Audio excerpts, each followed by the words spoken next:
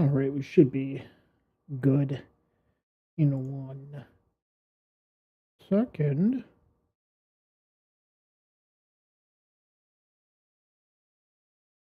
Should be good.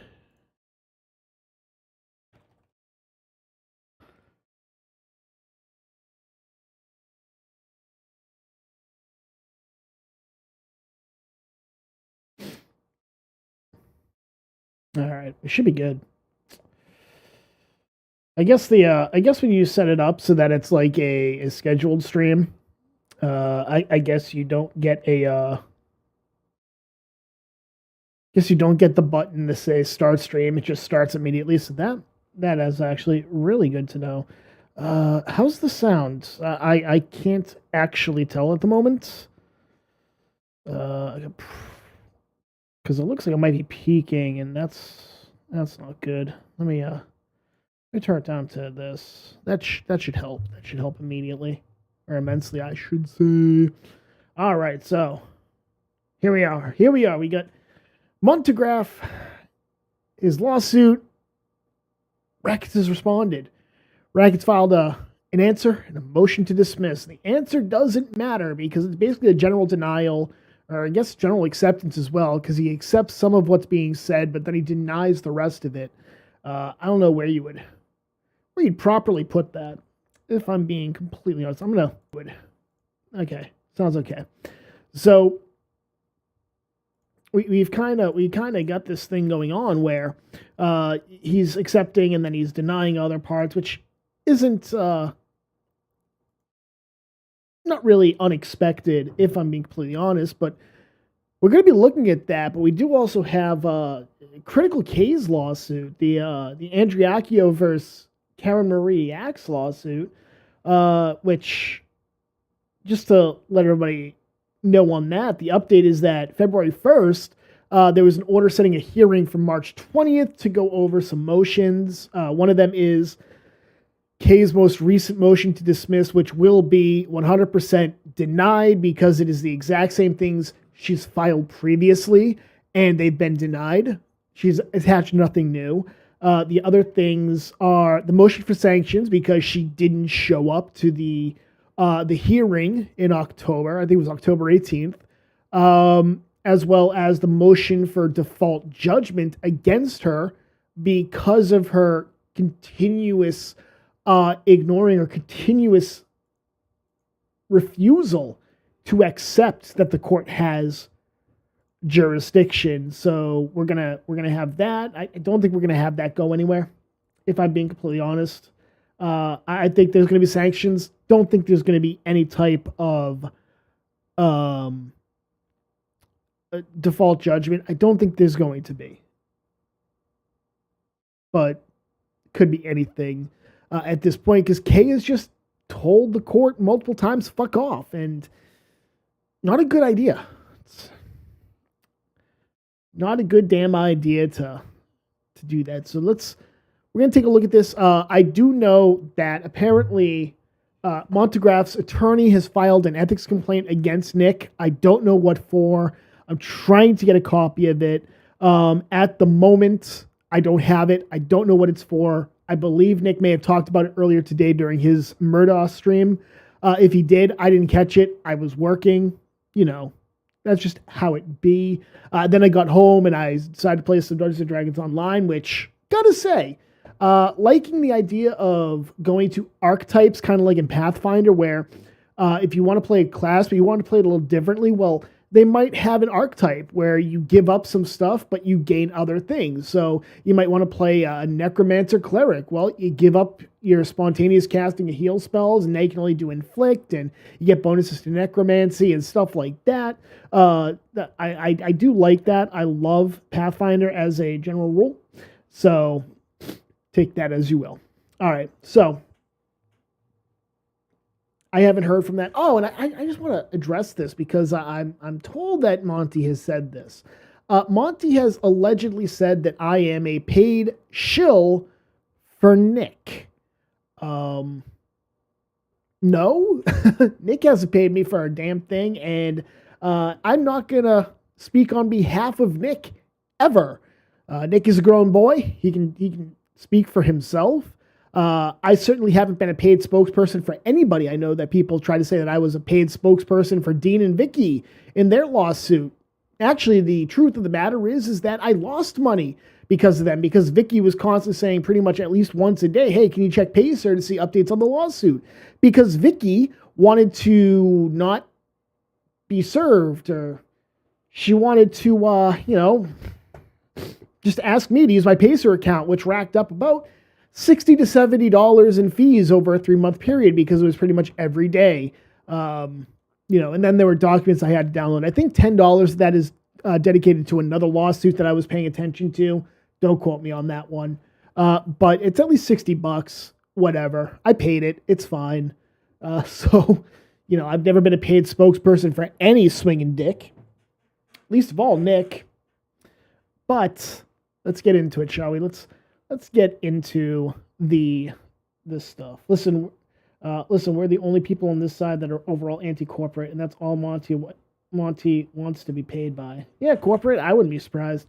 Look, if I was making money off this stuff, that'd be great, but I work 2 jobs as is. I don't mind it. I don't mind either job. One of them I get to be customer service, but I also get to yell at customers who decide to be assholes to the kids that work under me. And I've gotten to take a swing at some people who have taken a swing at me or one of the kids who's working under me. So, I have untreated anger issues, and I get to take them out sometimes. That's a joke, by the way. That last part's a joke. Calm down. But I have been able to, be able to be confrontational, and it's kind of nice to be able to return that confrontational side when people think that they can get away with yelling at you or yelling at one of the kids. It's a great feeling. So, but if I was making money off this, that'd be okay. But I don't, because I have 925 subscribers, most of whom don't pay attention, because I don't upload content. Let's be completely honest here. I don't upload content consistently. I wonder what kind of benefit package you would be getting. You would get being a bouncer at a brothel. It better have a really good medical package, because Jesus Christ, all the STIs flying around. You better have something. Yes, I do have coffee. And I actually bought this. And it's polar seltzer water. But it's like orange lemonade. And I swear by it. I love it. I just like seltzer water, if I'm being honest. Perrier with lime. It's really good. It hits that spot because I have been a thirsty boy lately. Not because of the diabetes. I don't have diabetes. I've just been thirsty. I've been very active, and quite frankly, I'm just thirsty. So, let's head on over to here. Scene. Boom, this is the motion to dismiss. Now, again, I don't have access, or rather, I'm not going to show you the answer because the answer doesn't matter. It's basically general denials and general affirmations of some of the stuff. It doesn't matter. What matters is this. And this is what matters, because we get some spiciness from Marc Randazza, as was to be expected. Marc Randazza, if you read his motions, he goes a little spicy in them. He likes to have fun, and I approve.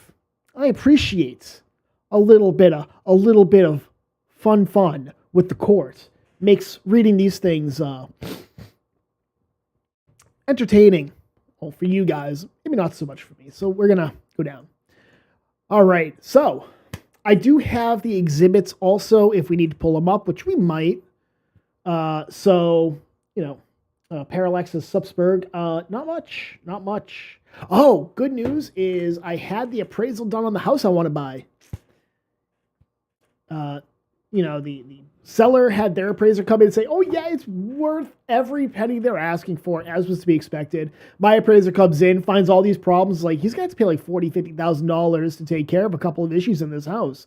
And then, they complained about it. I was like, neutral party, let's have the town come in. So we had the city come in. City came in. It was like, no, his appraiser's right, and there's quite a few issues. So now they're trying to argue with me and whatnot. I'm letting my attorney handle that part because I don't want to deal with it. So Is it actually Marc Randazza, or is it someone who works under him? It could be either one, but Marc Randazza's name is on this, so, it could be anyone. I'm pretty sure it's Randazza, though. Pretty sure it is. Just the writing and the spiciness, I'm thinking it's Marc. So, Plaintiff Steve Quest, a.k.a. Montagraph and Monty, is a Colorado entertainer, artist, and video producer. Complaint Section 2, excuse me.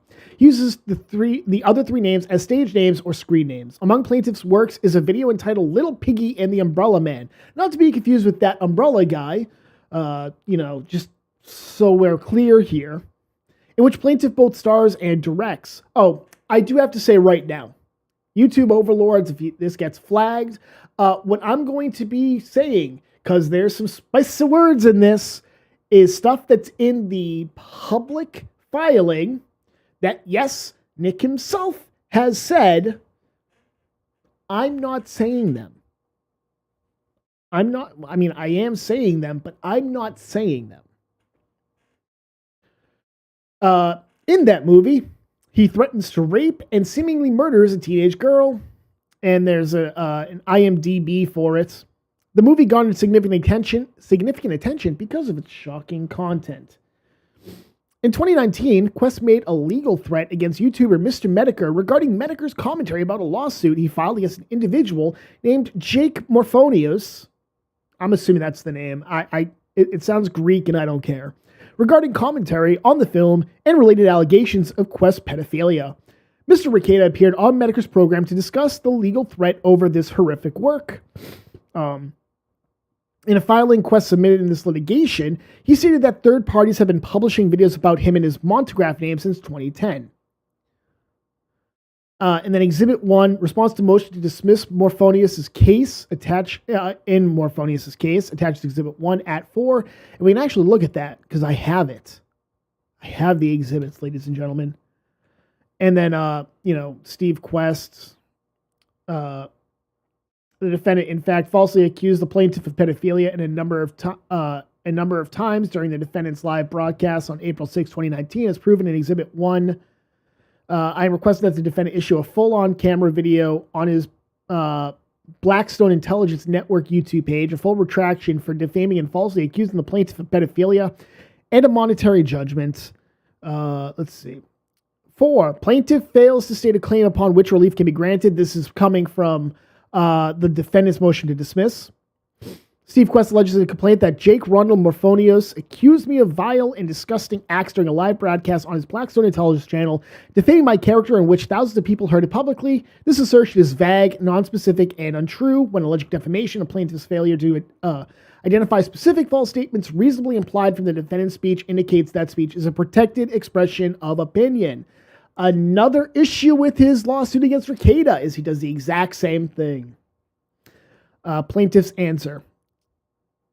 The defendant in his face and his voice accuses the plaintiff of being a pedophile, invalid service of process, dismissal of prejudice based on frivolous and vexatious complaints,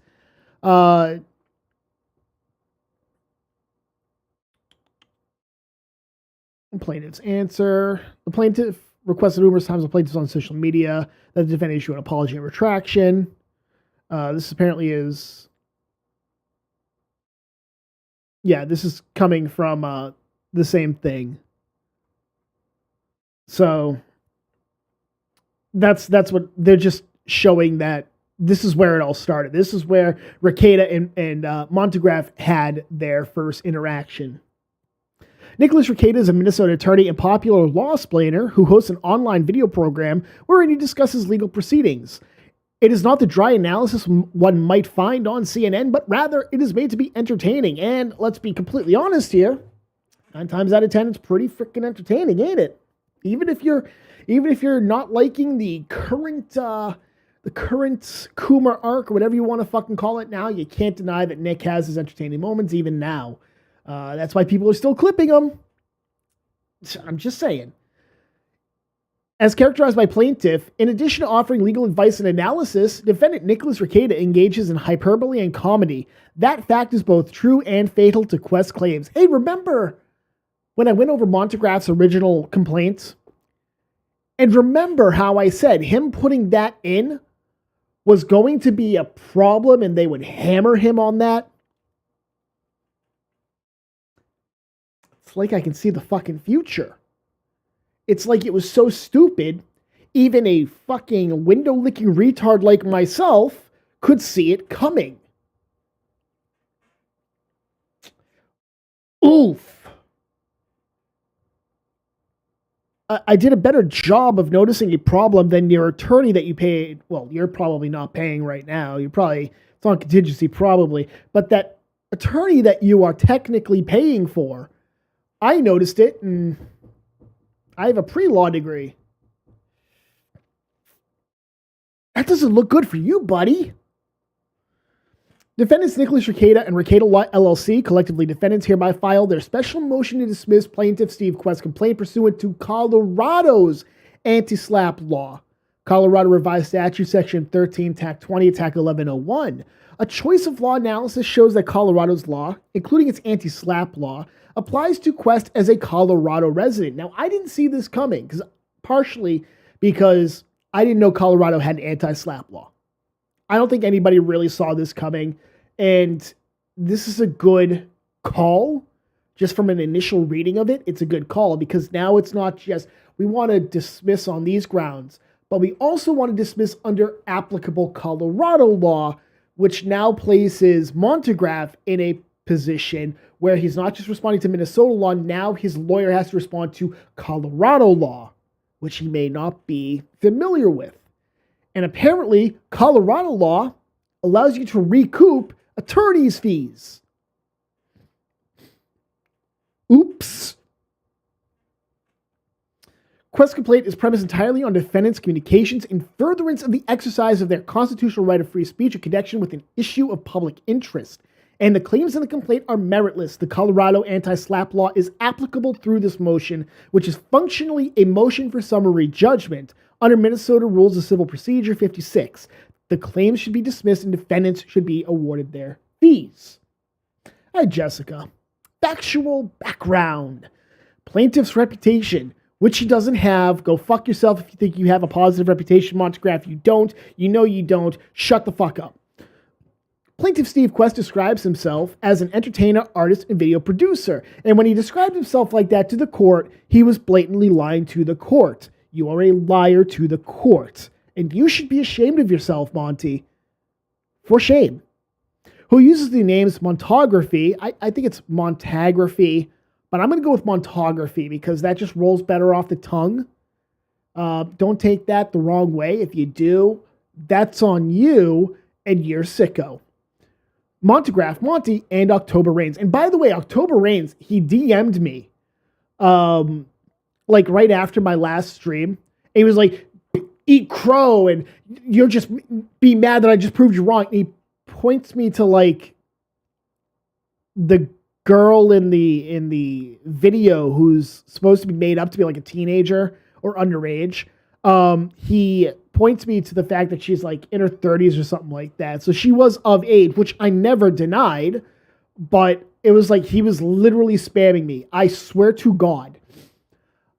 I saw it like 5 minutes after he started sending me stuff because it comes up in the messages pending approval since I don't follow him. And I swear to God, it was like spam, spam, spam, spam, spam, spam. Within the span of 5 minutes, I swear to God, there was like 20, 25 things. Okay. There was 20, 25 messages.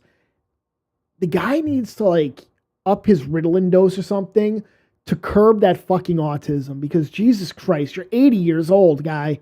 You're 80 years old. You'd think you'd have a little bit of self-control, but apparently the raping of produce leads to an enzyme that destroys your neural pathways or something, and you can no longer curb that fucking autism. I don't know. I don't know what's going on. Do you know what's going on? Probably not. I'd have fucking Ken Jennings come on and try and figure it out, but I don't think even Ken is qualified to tell us what the fuck is wrong with Montegraph. I'm just saying, he's a licensed therapist. I don't even think he knows what's going on here. His IMDb page identifies him as the writer, director, and rapist in the short film Little Piggy and the Umbrella Man, again, not to be confused with that umbrella guy, and as Roy Warren Marshall, aka Steve Quest. Now, Roy Warren Marshall was apparently his name before he changed it to Steve Quest, and Roy Warren Marshall has a felony record. Pretty nasty one. Keep that in the back of your mind. Keep that in the back of your mind. In Keyboard Commandos Must Die, because Steve is a keyboard commando. I kind of think it might be a little bit of projection, but, whatever. He often uses checkerboard imagery and young children in his work. The AV Club even has a page dedicated to his Keyboard Commandos Must Die film, attaches to Exhibit 3. Plaintiff has 70.8 thousand subscribers and over 1.2 million views on his YouTube channel in 10 years. Let that sink in.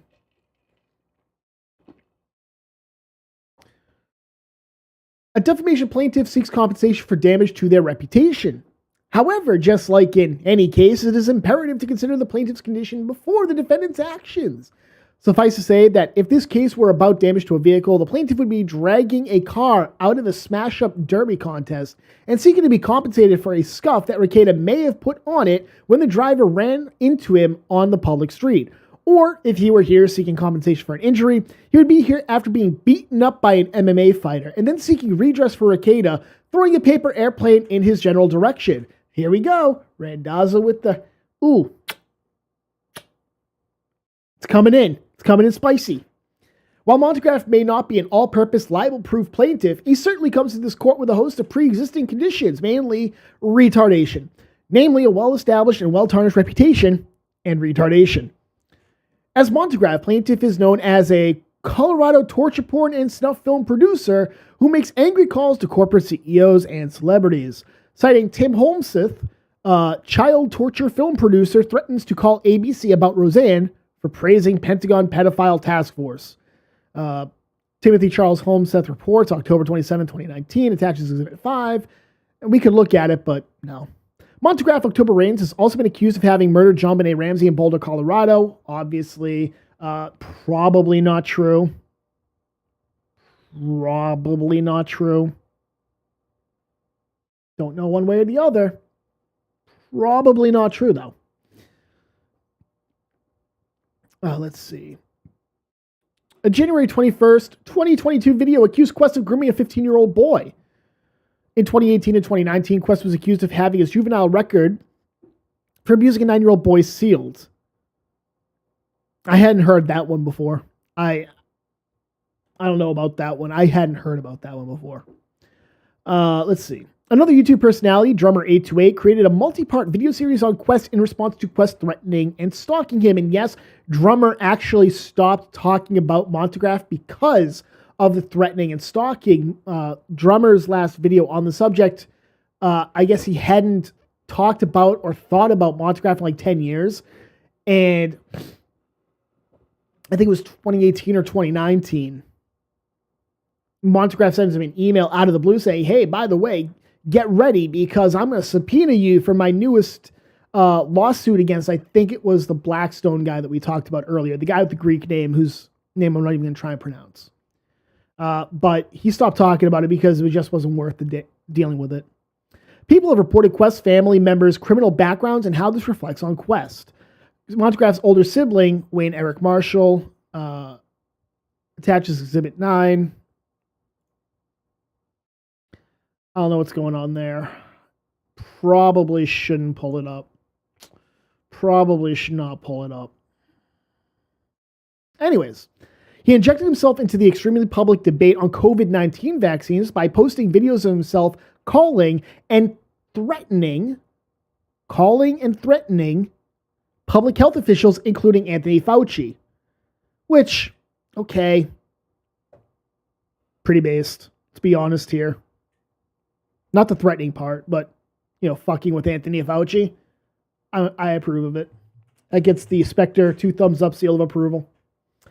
Online forum Kiwi Farms contains a 16-page-long thread starting in 2019 discussing the plaintiff and accusations against him of pedophilia, the Little Piggy of the Umbrella Man film, having sex with a watermelon, and other troubling or bizarre behavior. Because yes, having sex with produce is both troubling and bizarre behavior. Let's see. Since 2019, various users of the video streaming website BitChute have posted dozens of videos about Quest, discussing topics such as his films, his dubious claims that he is involved in U.S. intelligence agencies. He might be. He's retarded enough to be part of the CIA. Let's be honest here. And inquires whether Quest is a pedophile. A simple search on Twitter for the term Montagraph shows numerous third parties writing about Quest, both insulting and praising him over a period of years. It is also relevant to consider the extent to which the plaintiff entered the proverbial boxing ring with the defendant. In this case, the plaintiff has certainly gone to great lengths to pick a fight with Rekieta. Rekieta was first exposed to Quest following a June 2019 live stream he participated in with Medicare regarding Montagraph in a frivolous lawsuit he filed against Jake Morphonius. We'll actually take a look at this. So we come down all the way to 16.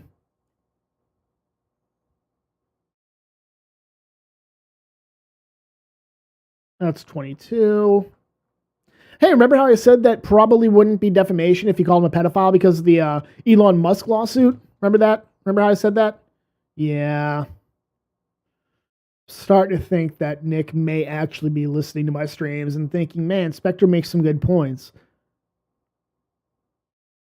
Which I'm not sure how to feel about that. Again, nothing should be taken as legal advice. Nick, you know better. Also, you know better than listening to me. All right, let's keep going. So let's go to 19.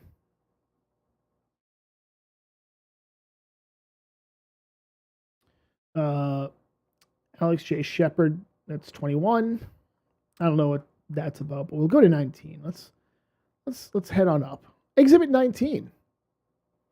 Minnesota lawyer article titled Filings, blah, blah, blah. I thought that was 19, right? 16, excuse me.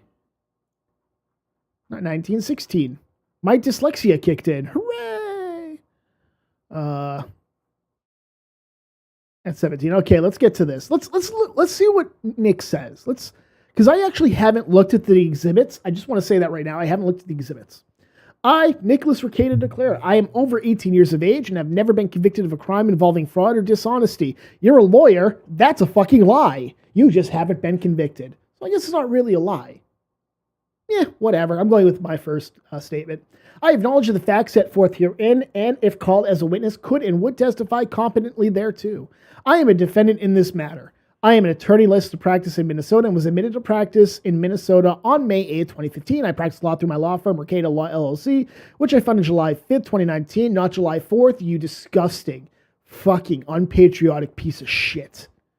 This is a professional firm that provides my legal services under Minnesota Revised Statute, blah, blah, blah. In 2011, I created a YouTube channel, Rekieta Law. I became an online video personality making law-splitting videos originally addressing the matter of Zunian et al. V. Herrera et al. Yes, Spectre. Yes, Sponge. I am here. Rekieta Law LLC does not own or operate the Rekieta Law YouTube channel. Rather, it is owned by a separate entity, Rekieta Media LLC. That's based out of Texas. Which I would love to see if and when he loses this, if he tries to then go after the Rekieta Media LLC by filing in Texas, that would be fucking hilarious. Trying to get another bite at the apple? That's not going to happen. Shit, that ain't going to happen, that. I also broadcast video content on other video services, including Rumble. Shout out to Rumble. On or about June 29th, 2019, I participated in a live stream with an internet personality named Mr. Medicare. A copy of the video can be found here because Medicare's original video is probably kaput. So it's probably, I don't know, it's probably one of the archiving channels. In this live stream, Mr. Medicare informed me about the ongoing antics of Montagraph, and he asked me basic legal questions related to a lawsuit involving Montagraph. In the June 29th live stream, Mr. Medicare and I discussed, among other things, a frivolous lawsuit filed by Montagraph against Jake Morphonius for alleged slander. The suit was dismissed by the courts upon motion by Morphonius. I don't like that. I hate that. It triggers my fucking ADHD. I hate it. But I understand why they did it. Because that's not going to fit on that line, and it has to be even. I still hate it. My ADHD hates you, Nick. And by extension, you, Randazza. Or maybe I should turn that around, because Randazza wrote this. I don't know. I hate both of you. During this live stream and review of the lawsuit and surrounding facts, I learned that Montegraph attempts to insert himself onto the platforms of internet personalities, provoke them, wait for their response, and threaten harassment and even frivolous lawsuits against them in the aftermath. Sound familiar? I would soon learn exactly how Montegraph does this. Following the June 29th live stream, Montegraph contacted me by phone to discuss the June 29th live stream. This was the beginning of about a month-long harassment campaign against me by Montegraph, which involved attempts to contact my parents. Yes, he tried to call Nick Rekieta's parents. The Minnesota bar, even though I am not a member, that's right, he filed a bar complaint. It went nowhere. Local news stations, and generally anyone he seemingly thought could harm my law profession or my YouTube channel. Montegraph would make multiple meme images about me in an attempt to mock or impugn me personally or professionally. I like how he doesn't even explain what a meme is. It's great. That means that he assumes the court knows what a meme is, and the law clerks are probably young enough that they do understand it. On a July 7th, 2019 live stream on my channel, Montegraph sent several chat messages mocking or insulting me and threatened to see me in court. Over what, I have no idea. Montegraph would continue to make videos on his own YouTube channels, and several of them would complain about or reference me in some way. I did not watch most of them. Not the wrong decision. Montegraph's attention waned in late July 2019, although he did make a video talking about several YouTubers he planned to visit around mid-December. That's right. Much like that, what was his name? Malice guy, right? The crazy guy who said that he was going to take pictures of, he was going to visit Rekieta and take pictures of his kids and upload them to porn sites. Yes, that's what he said. Kind of the same thing. The original video does not appear to be online, but it was archived here. That's right, it was archived. The internet is forever. The thread about me starts around 5 seconds into the video. I was mentioned as someone he planned to visit at their home. I addressed this in my December 16, 2019 live stream and approximately 20 minutes into the video. I do not recall hearing from Montegraph again until October 2022. I wanted to make an October ends joke there, but I just couldn't think of one. After I first became aware of Quest, I performed some research about him online. I learned that a large number of third parties had discussed him for a number of years, and that this commentary was largely negative. I learned that Quest was the director of a disturbing Little Piggy and the Umbrella Man. I then watched this film, which depicts what I viewed as a female minor being tied up in a basement and forced to wear a pig mask. The film shows a masked man making sexual comments towards the girl and threatening to kill her. The video ends with the masked figure apparently killing the girl. Based on its content and how it was shot, I believe it was accurate to call this a snuff film, though I do not think anyone actually died in its filming. I also came across a significant amount of online discussion, blog posts, and articles of third parties discussing Quest's film, who claimed that this was evidence of Quest likely being a pedophile. And probably not. Probably not. A serious crime for which serious punishment should be meted out. That's his opinion, by the way, that pedophilia should be a crime and that they should not spend a day in jail, but they should spend eternity under it. And I agree. Let's see. While I've not personally observed Quest having sex with minors, that is, by definition, the kind of conduct in which a pedophile engages. Motion to strike.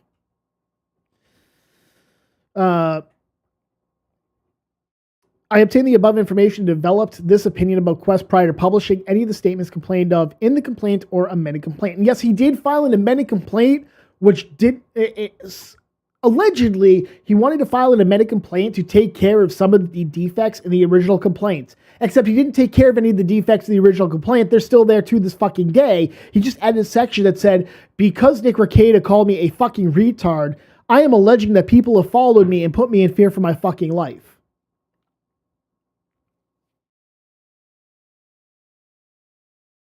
Don't ask me. Don't fucking ask me. Prior to publishing any of the statements identified in the complaint or amended complaint, I read statements of third parties claiming that Quest had sex with a watermelon. Keep that part in mind because it's going to come back up. This caused me to seek out video proof of this claim. In my search, I came across a video of Quest poking holes into a melon, placing a wig on the melon, and then enthusiastically digitally stimulated the melanin. That's right, he finger-fucked the watermelon. The post on the online forum Kiwi Farms titled Steve Quest, blah, blah, blah, elderly schizophrenic troll with decades of history pretending to be a member of the Intel communities, contains a true and accurate copy of this video. God damn it, Wyatt, I hate you so much. I hate you so fucking much. After seeing the video, I became convinced that Quest did indeed have sex with the melon. Because he did. He 100% went to town on that mussy. Okay? He 100% went to town on that mussy. Upon closer inspection, though, it appears that he was fingering a honeydew melon rather than a watermelon. I apologize for this error. In October of 2022, my YouTube channel was temporarily removed for alleged policy violations. While my channel was down, I utilized my Rumble channel to continue my live streams. During this time is when Montegraph re-entered my life, claiming, likely falsely, as he tends to exaggerate or outright lie about his ability, that he was responsible for the removal of my channel from YouTube. And we now know that he had nothing to do with it. It was as confirmed by Google and YouTube itself, it was a false flagging operation by Duncan the Soy Boy McLeod and Keffel's goons. Quest had nothing to do with it. Montegraph, unprovoked and virtually unmentioned for over 2 years, entered several of my live streams and a guest appearance I had with Megan Fox, a writer for PJ Media, to hurl taunts and insults at me over the removal of my YouTube channel. This appeared to be a reignition of his previous harassment campaign against me, including attacks on my professional ethics and accusations against me personally and professionally. And yes, I am loath to call anything a harassment campaign. I don't believe he should. But Nick makes a compelling argument that this is what Montegraph was doing. It could be harassment. I can understand where he's coming from at that point.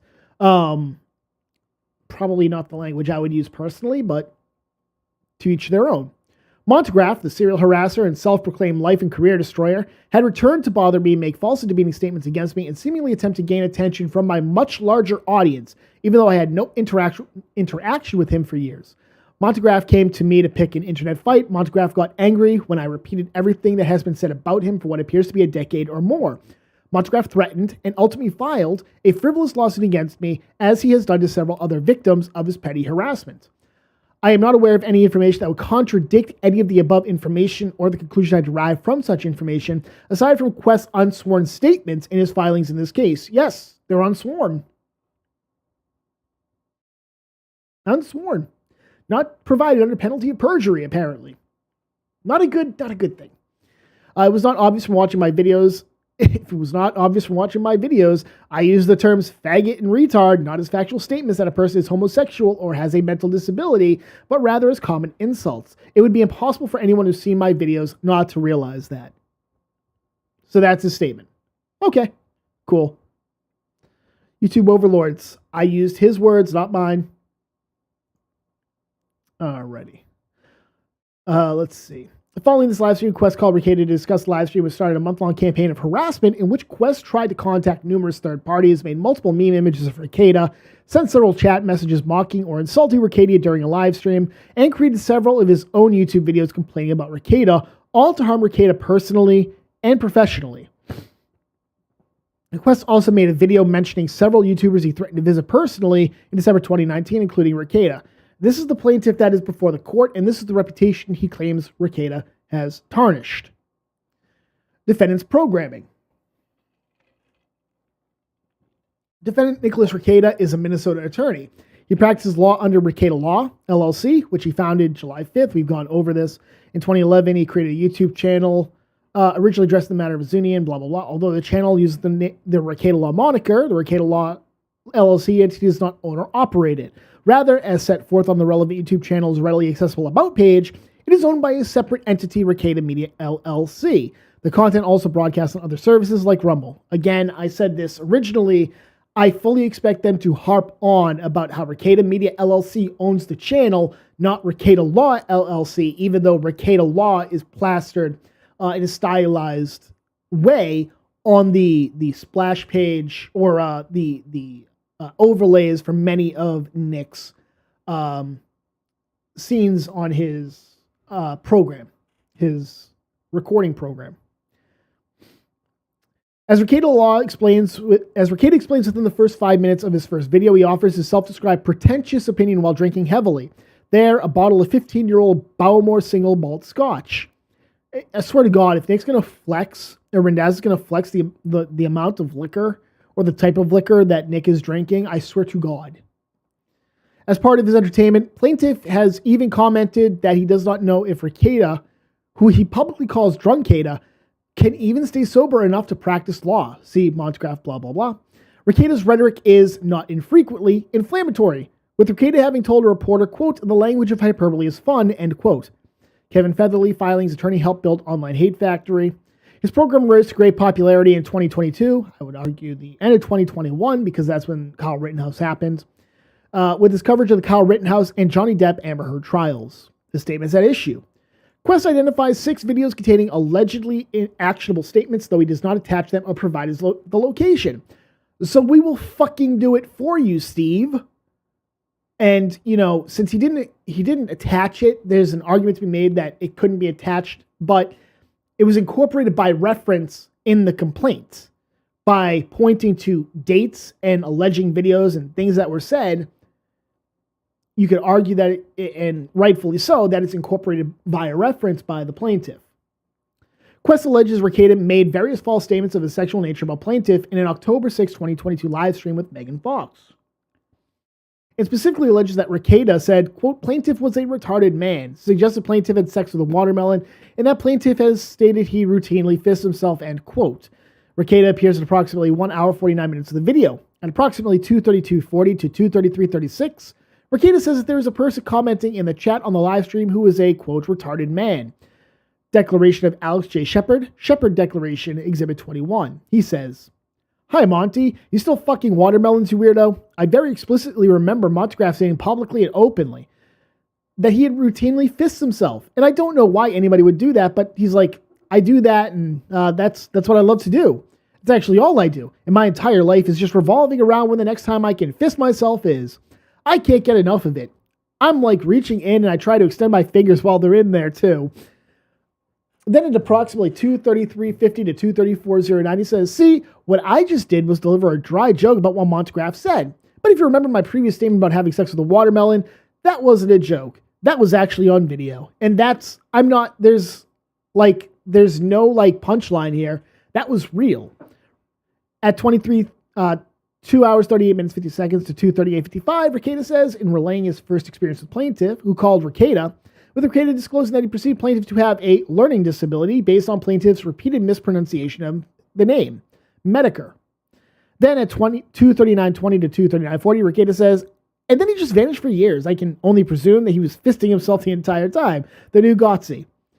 There are some strange people out there, and Monty would lick all of them. To the extent that anything here was false, it does appear that the video show's conduct may have been with a honeydew melon and not a watermelon. However, this should be of no legal concern unless there is something reputationally different about misidentifying what kind of produce was used." Again, Randazza with the banter. The October 13th, 2022 video. Next in the amended complaint, plaintiff alleges Rekieta on October 13th, 2022, accused plaintiff of disgusting crimes against children, pedophilia, and then stated plaintiff should probably be shot in the fucking head, specifically alleging that Rekieta stated plaintiff has always been into sucking little boy cock, which is weird, but that's his thing. Look, I'm not here to stop him. I'm just saying he should probably be shot in the fucking head. Montegraph, you're a fucking faggot. Everyone knows you're a faggot. Clip this all you want and sue me if you want, you fucking child molesting fucking faggot. Do that. How about you try that? Rekieta makes the quoted statements at approximately 5:50:20 into the program after having been drinking for nearly 6 hours. Not a defense, but whatever. He made the statements after being prompted by a commenter, and in discussing emails from plaintiff, he then proceeds to answer a commenter's question about the etiquette of squeezing the boobs of one's wife. Because seriously, it's a Kumar arc. If you haven't figured that part out, I don't know what's wrong with you. Love you, Nick, but seriously, man. Seriously. Come on. Come on. Third, in the complaint, plaintiff alleges that defendants published a video on October 18, 2022, where a meme of guns, AK-47s, pointed at plaintiff's head, accompanied by Rekieta making false statements about plaintiff. Once again, with no mention of what statements Rekieta allegedly made. Complaint, blah, blah, blah. A discussion of Montegraph prompted by another guest began at approximately 3:51:50 to 3:54:25. That should be a colon, not a hyphen. This is literally a loss. You lost the case. Relaying the story of plaintiff calling him on his phone, discussing plaintiff calling Rekieta a member of the Sweaty Sausage Squad, and saying the most important thing is that he had sex with a watermelon on camera. Keep in mind that the Sweaty Sausage Squad was his attempt to play towards the Medicare Sweetie Squad thing. So, whatever. The next video, new to the admitted complaint, was published on October 28, 2022. Quest alleges that Rekieta said Quest was making a snuff film about a kid. That Quest made such a film, that Rekieta was suggesting plaintiff made a nasty movie about a kid, and that's why plaintiff does not have a good name. That Rekieta said, nobody goes, huh? Who's Steve Quest? Who's this Montegraph? Oh, he's a fine, upstanding citizen. Nobody does. And bro, I'll take my name over yours. Your good name is garbage, and that's no joke. That's the straight talk. To provide some context, from approximately 16 minutes, 20 seconds to 25 minutes in the video, Rekieta discusses a frivolous bar complaint Quest filed against him based on many of the statements alleged to be defamatory in the amended complaint, including the claims of Quest being a retard and having sex with a watermelon, and the Minnesota Bar's written decision not to take any action or response because Nick isn't a member of the Minnesota Bar. From approximately 25:10 to 26 minutes, Rekieta says that his video programming is, frankly, late night shock radio to much extent like Howard Stern before he became a coward. It allows me to mix in news, comedy, levity, personal reality, satire, and it's all this mishmash of things. At approximately 32:20, when repeating allegations in one of Quest bar complaints mentioning statements about sexual acts of the child, Rekieta says, Monty, this is obviously satire, you weirdo. Approximately 40:35 to 43:45, Rekieta makes the statements mentioned in the amended complaint. He notes that Quest is watching the live stream and trying to defend his name in the comments, which prompts Rekieta to say, you don't have a good name, Montegraph. You know you don't. You have an image and branding problem. This is not criticism. Everything I say about you, the real stuff like the watermelon, which is still weird, and the joke stuff like the kid stuff, which is still weird, people can reasonably form those opinions about you because you made that really weird fucking movie. And there are articles written about that really weird fucking movie. The snuff film of the kid that you made, that one that you bragged about, Monty, you've got a real image problem on that issue because of what you made. Nobody goes, who's Steve Quest? Who's this Montegraph? Oh, that's a fine, upstanding citizen.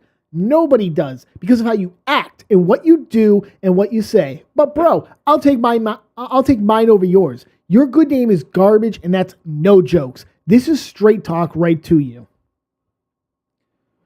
Oh shit, Ethan Vitzguy in here. Nope, we gotta shut this down. I gotta shut this down right now. Later, guys.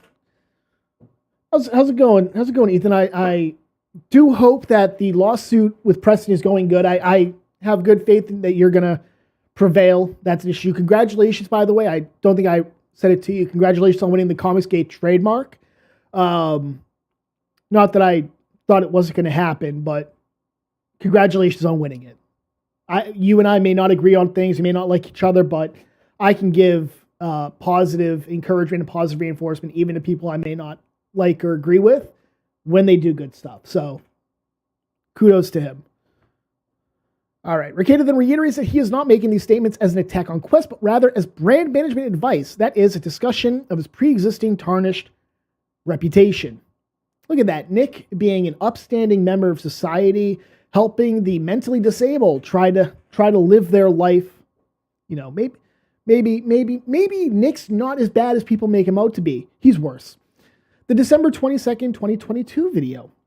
Quest alleges that Rekieta, in December 22nd, seriously, I'm not even drinking and I can't speak. English hard. Stated, Monty, plaintiff, is a fucking retard. You're plaintiff dumb. Monty, plaintiff, you don't make any money. You're a weird, broke person on the internet. I'd love to see your damages. Plaintiff made a couple of movies, and one of his movies is so derided as being pedophilic and violent There are videos about it. He got removed from every streaming and broadcasting service there was because this is creepy shit with kids. At approximately 4 hours into the video, with Rekieta having been drinking during the entire stream, we shouldn't be saying in the lawsuit stuff that Rekieta's drinking during all of this. It probably will not. Actually, it might resonate with the judge. Let's be honest here. It's a judge. If you think they aren't alcoholics, you think they're drinking water behind that bench? You think that flask is water? You think that water bottle is water? No, that's fucking vodka. Straight vodka. You know it. I know it. They know it. Everybody in that courtroom knows it. Let's not mince words here. Rekieta begins to talk about the instant lawsuit. Instant lawsuit being this lawsuit. From approximately 418 to 41905, in the context of discussing whether the amount of controversy or requirement for federal diversity might be present, and thus removal of this case to federal court might be appropriate, Rekieta says, I would love for him to prove any damages at all. That would be great, Monty. You don't make any money. You're a weird broke person on the internet. Montegraph on these subjects may actually be libel-proof. Libel-proof meaning that his reputation is so shit that you can't do any damage with defamation. Basic version. This is starting to drive me crazy. Montegraph made a couple of movies, and one of his movies is so derided as like being pedophilic and violent that like there were videos about it. It couldn't be distributed. I think he got removed from every streaming and broadcasting service there was because everyone was, this is creepy shit with kids, man. Like everything I've said about Montegraph, it's all based on a reasonable understanding of his online persona that he has put out. Fair. The January 11th, 2023 video. You mother effer. I'm sorry, give me 1 sec. This decided to go fuck yourself. Motion to dismiss. Should be this. There we go.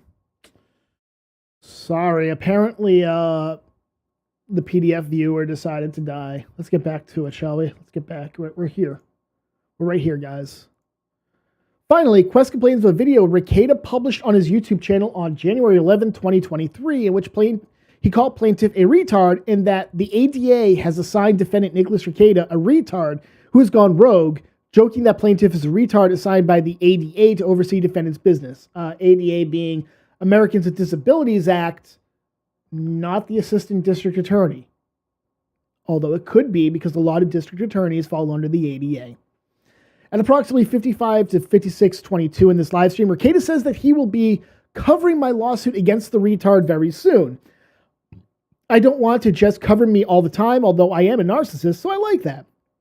We'll see.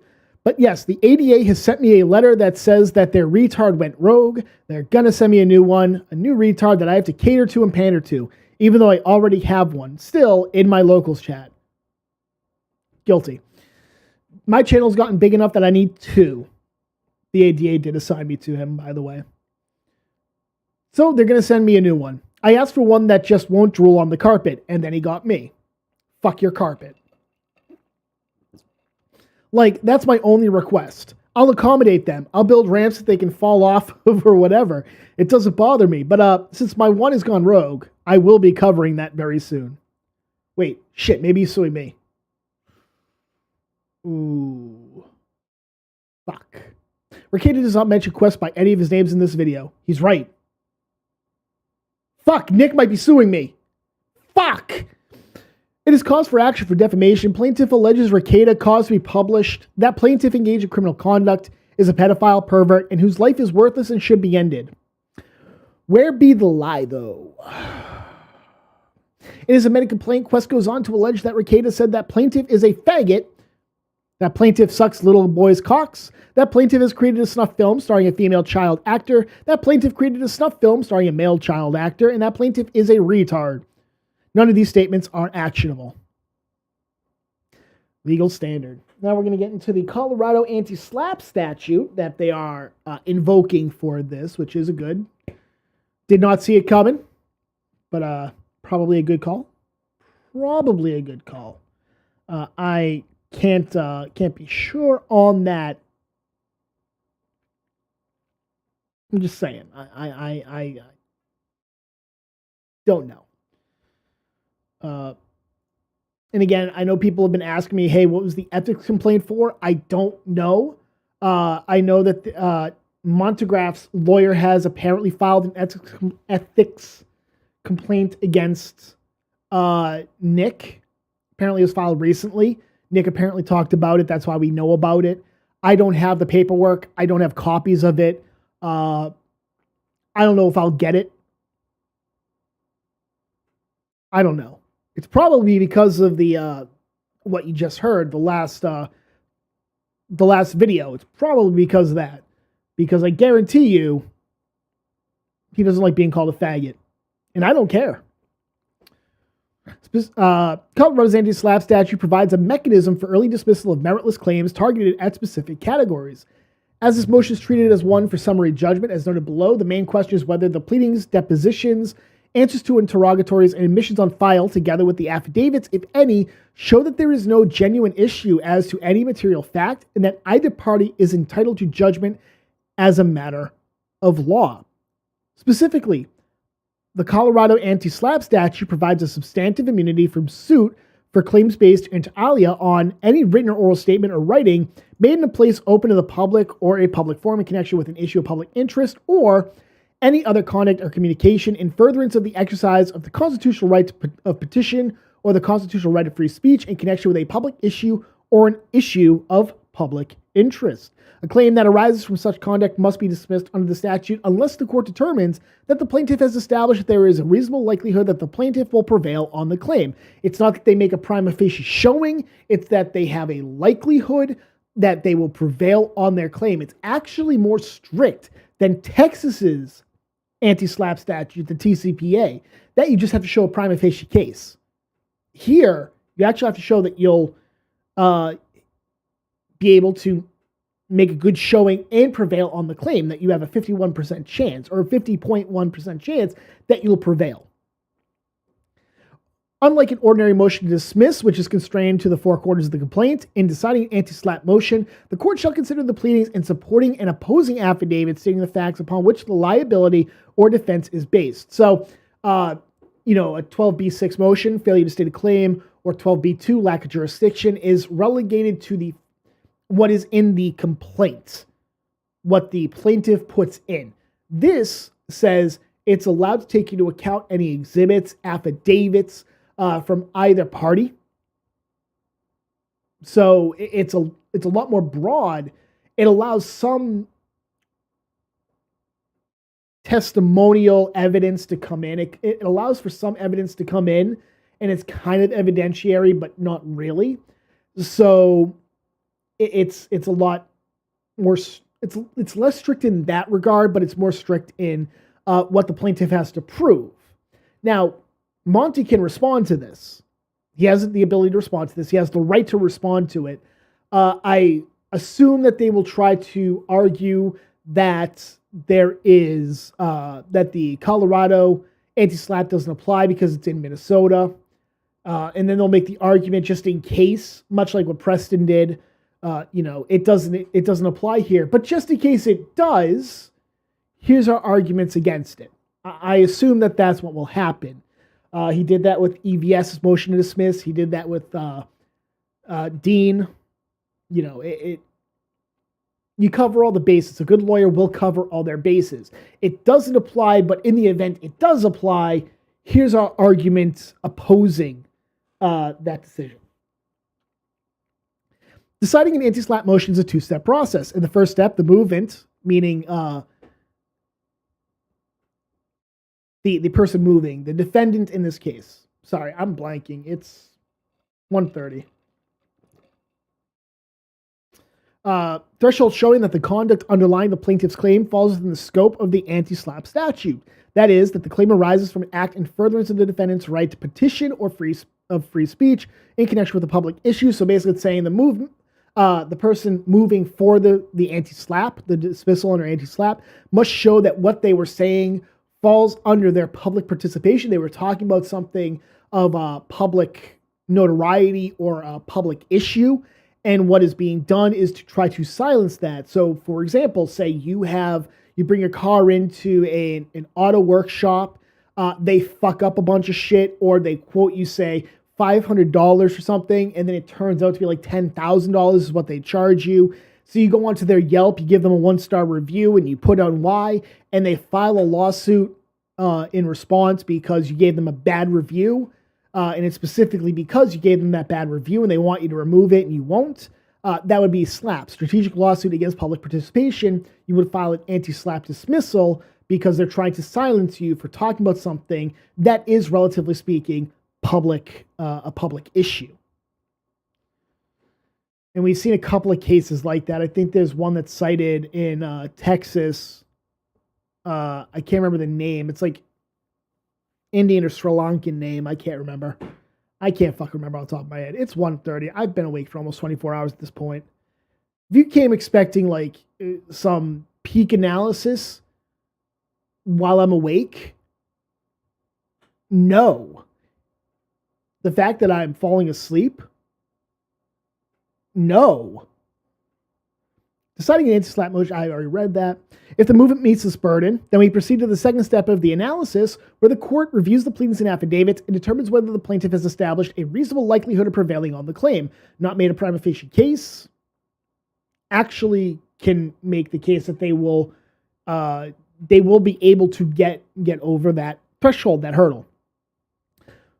Colorado courts, like California courts, have interpreted the reasonable likelihood language to mean that anti-SLAP motions are treated as summary judgment motions rather than something akin to a preliminary injunction motion where the court must weigh competing evidence. Colorado law applies to plaintiff's claims. Plaintiff is a Colorado citizen. Boom, done. Defendants are a Minnesota resident and Minnesota entity. Minnesota and Colorado each have their own law governing plaintiff's claims, and Minnesota enacted its own anti-SLAP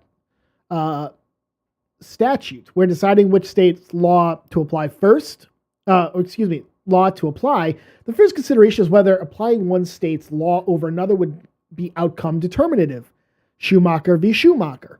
Here, as the Minnesota statute does not cover the claims at issue, the choice of law is outcome determinative, and so the court must decide which state's laws apply. Colorado is the most significant relationship to this dispute, and so its substantive laws should apply. So basically, he argues, if I remember correctly, Montgraf argues that he's suffered damage in Colorado and that Nick knew he was a Colorado resident and specifically aimed his comments to Colorado.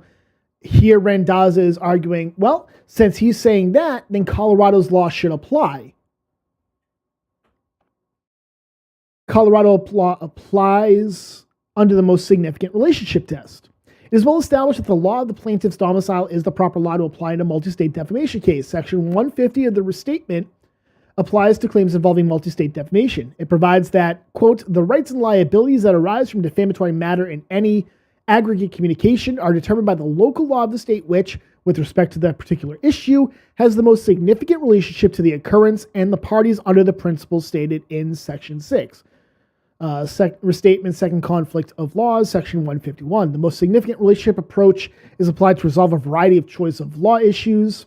This test is especially appropriate where the traditional choice of law analysis outlined below is difficult to apply when a rule is not purely procedural or purely substantive. The restatement further states that when a natural person claims that he has been defamed by an aggregate communication, the state of most significant relationship will usually be the state where the person was domiciled at the time, if the matter complained of was published in that state. Thus, there is a presumption that the law of the state of the plaintiff's domicile will apply unless some other state has a greater interest in the determination of the particular issue. Courts have held that publication on the internet constitutes aggregate communication, i.e., communication to the general public occurring simultaneously in multiple jurisdictions. So if I say something, it's going out to multiple jurisdictions because I highly doubt you all are located in Massachusetts at the very least. Okay. So that's what that is saying, because you can speak on the internet. You have multiple jurisdictions applying because I am speaking to people. For example, I know EVS is in New Jersey. You know, not that far from me, but not exactly close either. Ugh. I'm telling you, it's like I'm a sleepy boy. All right, let's get back into this. Excuse me.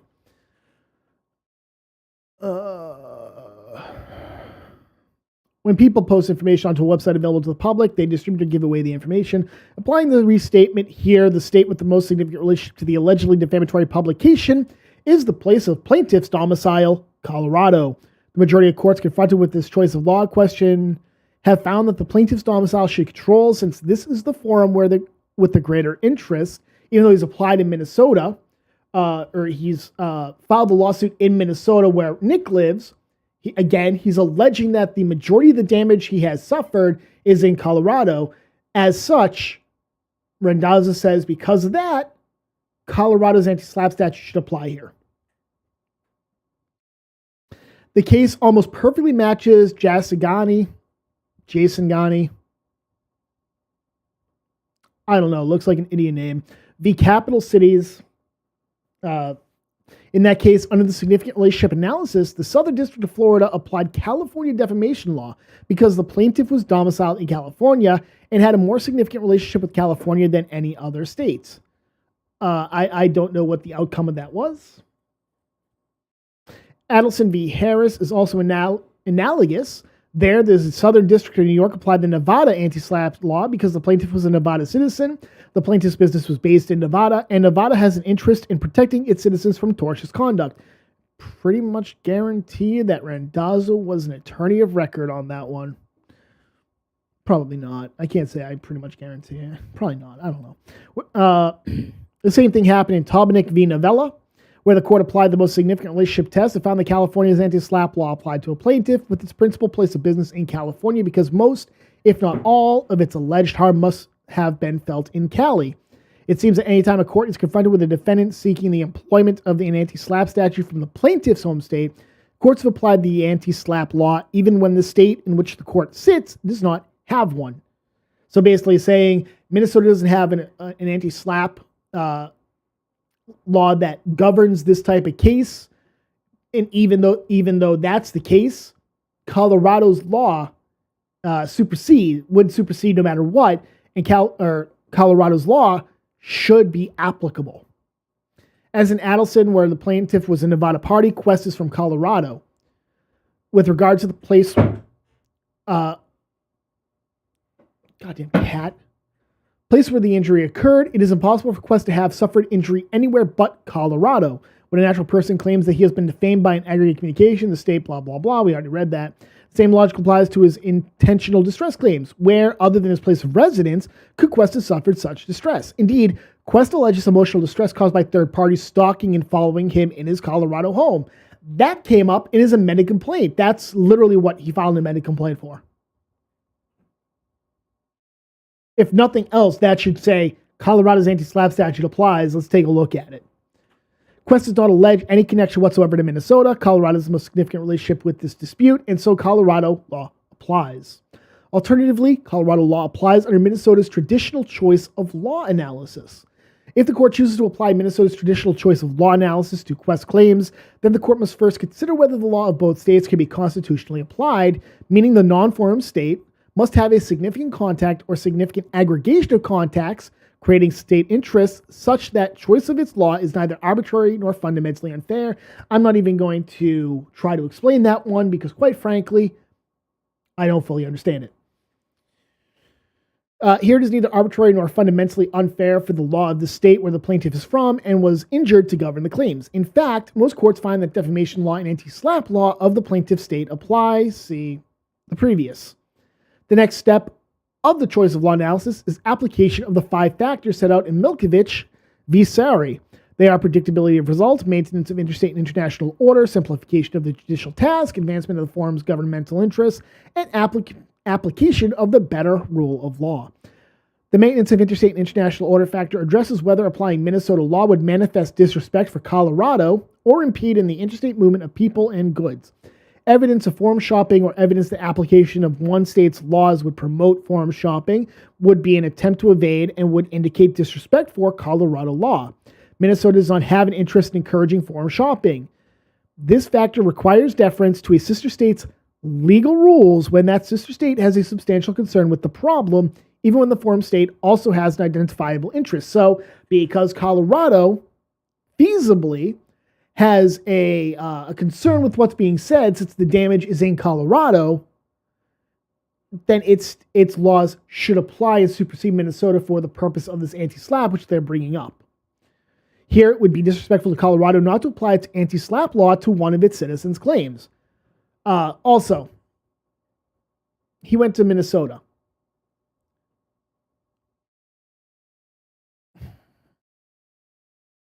It would be very disrespectful, although I could see in the wrong context, but how one could, or a state could argue, oh, it's not a disrespect of us to not use our laws and use your law against people we don't like. So, for example, if I brought a lawsuit against Ty Beard in Texas, Ty is incredibly conservative. Massachusetts law might be like, oh, we don't like him because we're Massachusetts. We are fucking retarded when it comes to our politics. Be like, no, Texas, you can use the TCPA. That's fine, right? Ty would be completely in the right to cite and use Massachusetts anti-SLAPP, which is incredibly strict. Or rather, let me rephrase. It is incredibly protective of a defendant. Very protective of a defendant. It's arguably just as strong as California's. To include, you get your attorney's fees. Keep that in mind. Minnesota does not have a comparable law, and refusing to apply Colorado statute would encourage forum shopping. That's a fair point. If the law is not applied to Colorado's plaintiffs, then Colorado residents would be free to evade this law and its protections by filing meritless claims in other states. Yeah, but not necessarily Minnesota. That's something that they would probably have to consider. If the Colorado legislature chose to limit how its citizens could prosecute frivolous defamation claims, then the plaintiff's quarrel should be with the Colorado legislature, not with this court applying the correct choice of law. The advancement of the forum's governmental interest factor looks at which law would most effectively advance a significant interest of the forum state, and is meant to ensure that Minnesota courts are not required to apply laws that are inconsistent with Minnesota's concept of fairness and equity. In assigning this factor, a court should consider the public policy of both forums. While Minnesota places great value in compensating tort victims, Quest is not a Minnesota resident. Basically saying that this is intended to be Minnesota resident v. Minnesota resident, not out-of-state resident v. Minnesota resident, or, well, no, that's the direction.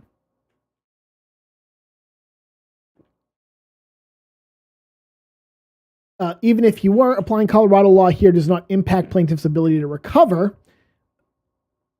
If he was a Minnesota resident, though, at the time, then Colorado's law wouldn't apply. I don't like that argument, unless I'm missing something. If his claims are meritorious, they will not be dismissed by this motion. If plaintiff's claims are not meritorious, however, then applying Colorado law will allow defendants to dismiss these claims early and recover the expense of doing so, and would serve the Colorado policy of not permitting Coloradans from filing frivolous claims designed to burden the lawful use of the First Amendment rights. Minnesota does not have an interest in allowing out-of-state plaintiffs with meritless defamation claims to drag Minnesota residents through protracted litigation. Colorado, meanwhile, explicitly has an interest in encouraging continued participation in matters of public significance, in that this participation should not be chilled through abuse of the judicial process. Plaintiff's complaint is premised entirely on protected conduct. Defendant's statements about Quest addressing allegations of pedophilia are on matters of public concern. Neither the complaint nor motion for default judgment highlight any other allegedly false statement, although Quest takes issue with being called a faggot.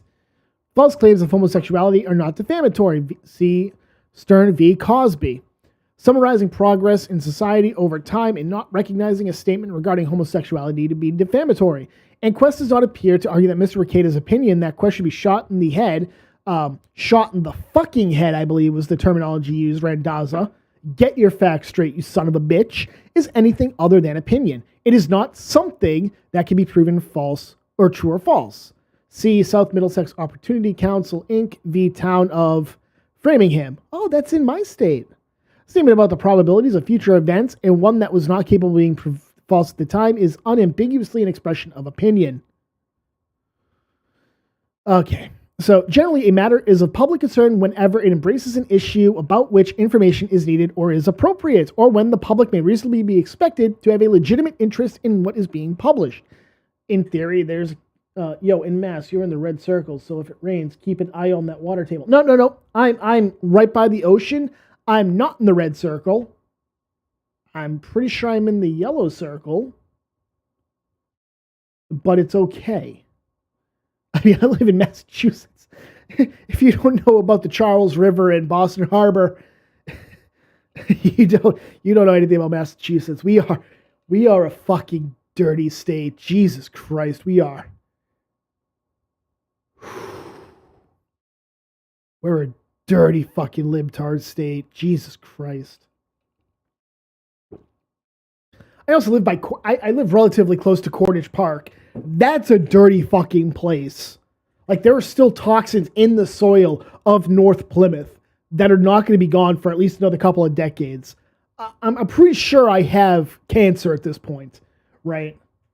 Which, by the way, ladies and gentlemen, pour one out for Tony Schnurr, Thick 44 from NIED Gaming. Unfortunately, he did pass away yesterday, the day before. He did have brain cancer, had at least one surgery, I believe it was 2 surgeries, had complications, was going through chemo. Unfortunately, he passed away, and I'm actually going to miss him because I liked everything he did on NIED Gaming. He was a terrific guy, always upbeat. He was funny as hell, and,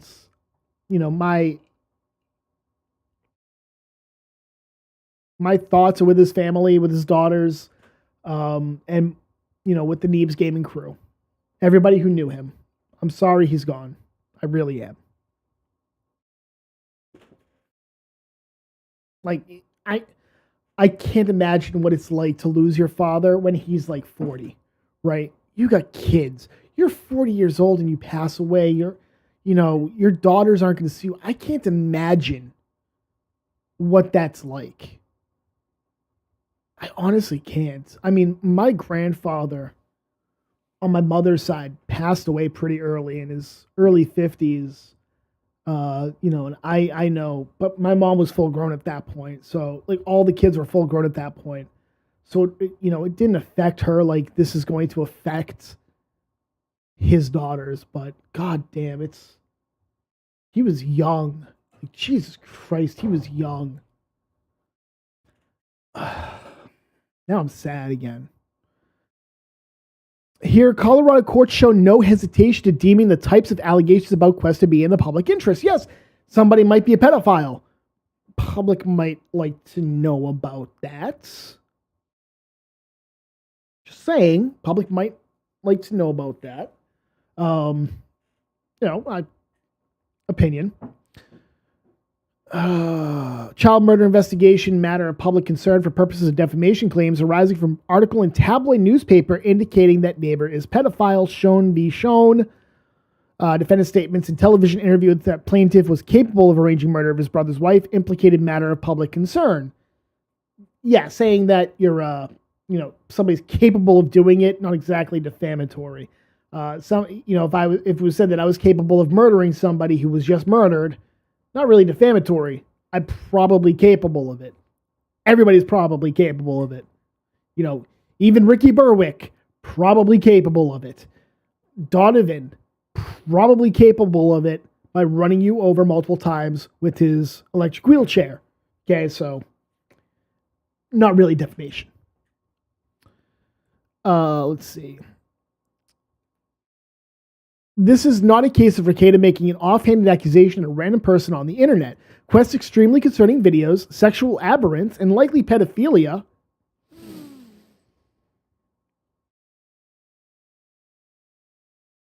shots fired had all been discussed in many communities on the internet for years before Rekieta's statements. Weighing in, by the way, they can't use that statement and likely pedophilia against him because this is protected. I can't remember what it's called right now. I'm tired. I don't care. It's in a filing in a court. It's not confidential. Privileged. That's what I'm thinking of. Privileged. It's privileged because it's in a filing. If Nick gets a judgment on Monty, would he sell the melon? If Nick gets a judgment against Monty, I don't think he wants the melon. That's going to be several years old, and that would be icky. And also, you don't want to leave a man with nothing. Weighing in on an existing years-long discussion regarding a person's pedophilia constitutes a contribution to an existing issue of public concern. Similarly, as discussed in Section 3311, Quest is and was a public figure on these topics at the time of Rekieta's statements. Furthermore, many of the complained of statements added in the amending complaint are discussed in Quest specifically in the context of Quest's instant lawsuit or frivolous bar complaints he previously filed against Rekieta. To Rekieta's audience, developments in legal proceedings against him are certainly of public concern. This is especially so when the plaintiff has entered the proverbial boxing ring with the defendant as described above. Let's see. Give me a second.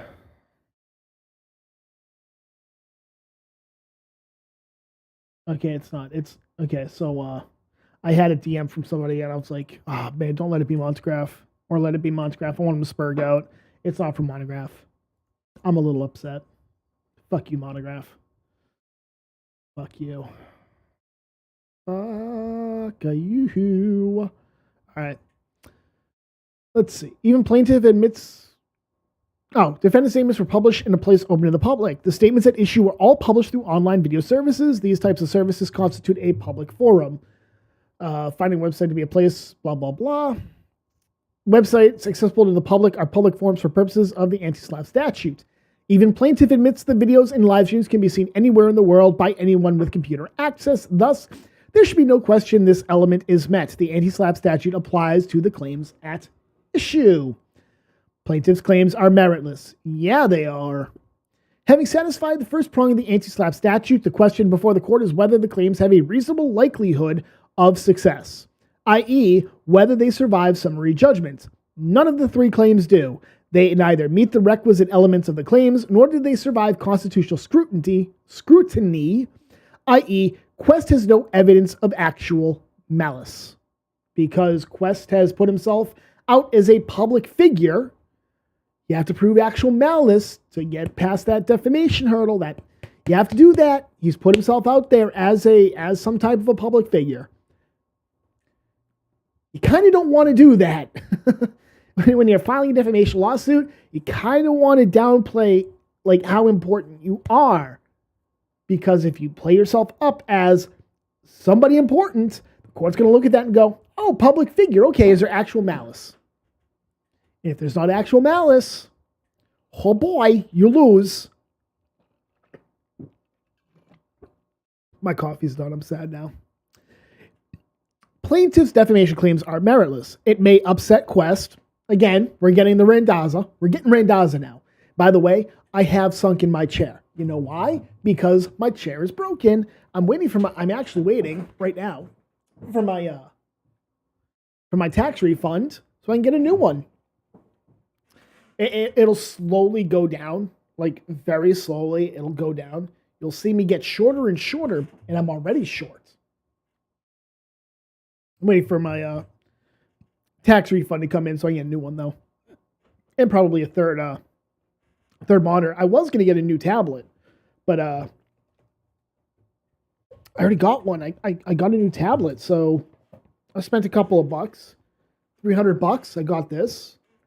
Nice little, it's a 2-in-1. So it's like a laptop and a tablet. I can actually just pop off the what's it called? I can pop off the keyboard and it becomes a tablet. $300. And it's a pretty solid one. It's actually a bit hefty. Like it's noticeably hefty. I could use it as a whacking tablet. Let's see. It may upset Quest, but Rekieta calling him a pedophile is not actionable in defamation. Under Colorado law, the elements of a defamation claim are a defamatory statement concerning another published to a third party with fault amounting to at least negligence on the part of the publisher, and either actionability of the statement irrespective of special damages or the existence of special damages to the plaintiff caused by the publication. If, however, the plaintiff is a public figure, the plaintiff's burden of proof is changed in 3 ways. 1, the plaintiff must prove the statement's falsity by clear and convincing evidence rather than mere preponderance. 2, the plaintiff must prove by clear and convincing evidence that the speaker published the statements with actual malice. And 3, the plaintiff must establish actual damages even if the statement is defamatory per se. Good to know. You were getting close to Ethan Ralph height for a minute there. Yeah. I can like, it's funny because I can see when it's getting lower because the armrests are slightly above the desk. And the minute that my arms, are parallel to the floor, it's like, oh, well, fuck me. It's getting shorter. Under Colorado law, the actual malice standard also applies to statements regarding private figures if the matter involved is of public or general concern. The requirement to show actual malice by clear and convincing evidence is created by the U.S. Constitution, as numerous federal courts have reiterated. I'm a thirsty boy today. The amended complaint does a better job of the original complaint in identifying the allegedly actionable statements. Does it, though? I don't think it really did. I think it added one thing, and maybe you could make the argument for that, but it didn't really amend anything for the first or third. I'd have to go back and check, but I'm pretty sure the first and third still doesn't go into specificity. But it is still flawed in that it fails to provide any surrounding context for the statements, as it quotes individual words piecemeal out of several hours-long videos. Minnesota law has generally required that in defamation suits, the defamatory matter be set out verbatim. You're arguing Colorado law and then bringing Minnesota law into it. I'm not sure how that plays out. Because remember that they are arguing this under Colorado law. But now he's saying Minnesota law says this. When the complaint contains no specific facts relating to a party's defamation claim, the proper course is to dismiss all these claims. Colorado, meanwhile, has adopted the federal Iqbal Twombly standard, which requires a complaint to allege facts and state a plausible claim for relief. Okay, so that's why. It's saying Minnesota says this, however, Colorado says this. Okay, now I understand. See, I didn't get this far when I was doing my initial read through. I got just above this, and I was like, okay, I'm going to stream a little bit. Under either standard, the complaint must be dismissed. Plaintiff alleges Rekieta made various false statements of a sexual nature about plaintiff on October 6th with no attempt to identify which statements were actionable. That's what I mean. He points to nothing that says this is an actionable statement. You need to penalize him. You need to spank him on the hand. Or better yet, make Nick Rekieta hold the next watermelon that I rape.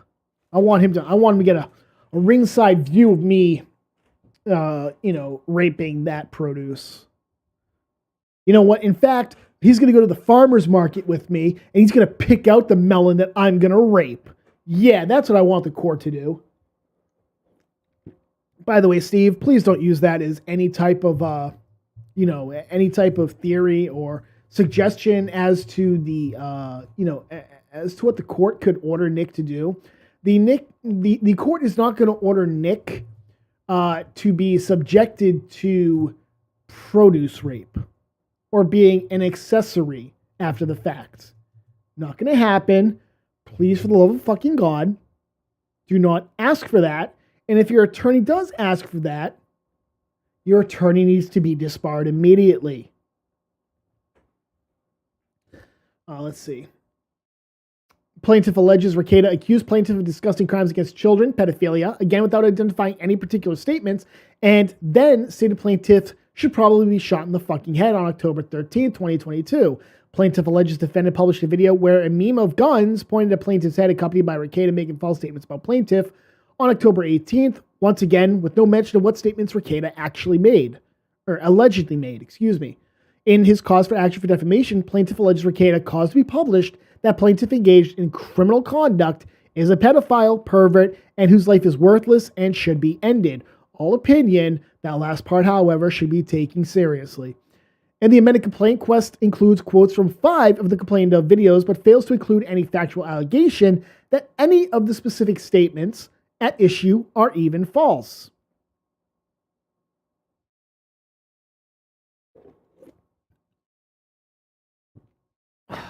Really? Really? Are we doing this now? Again? God all fucking mighty.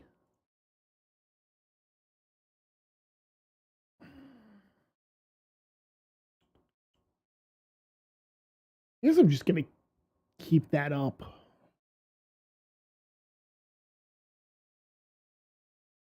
I guess I'll keep that up. All right, let's go back. All right.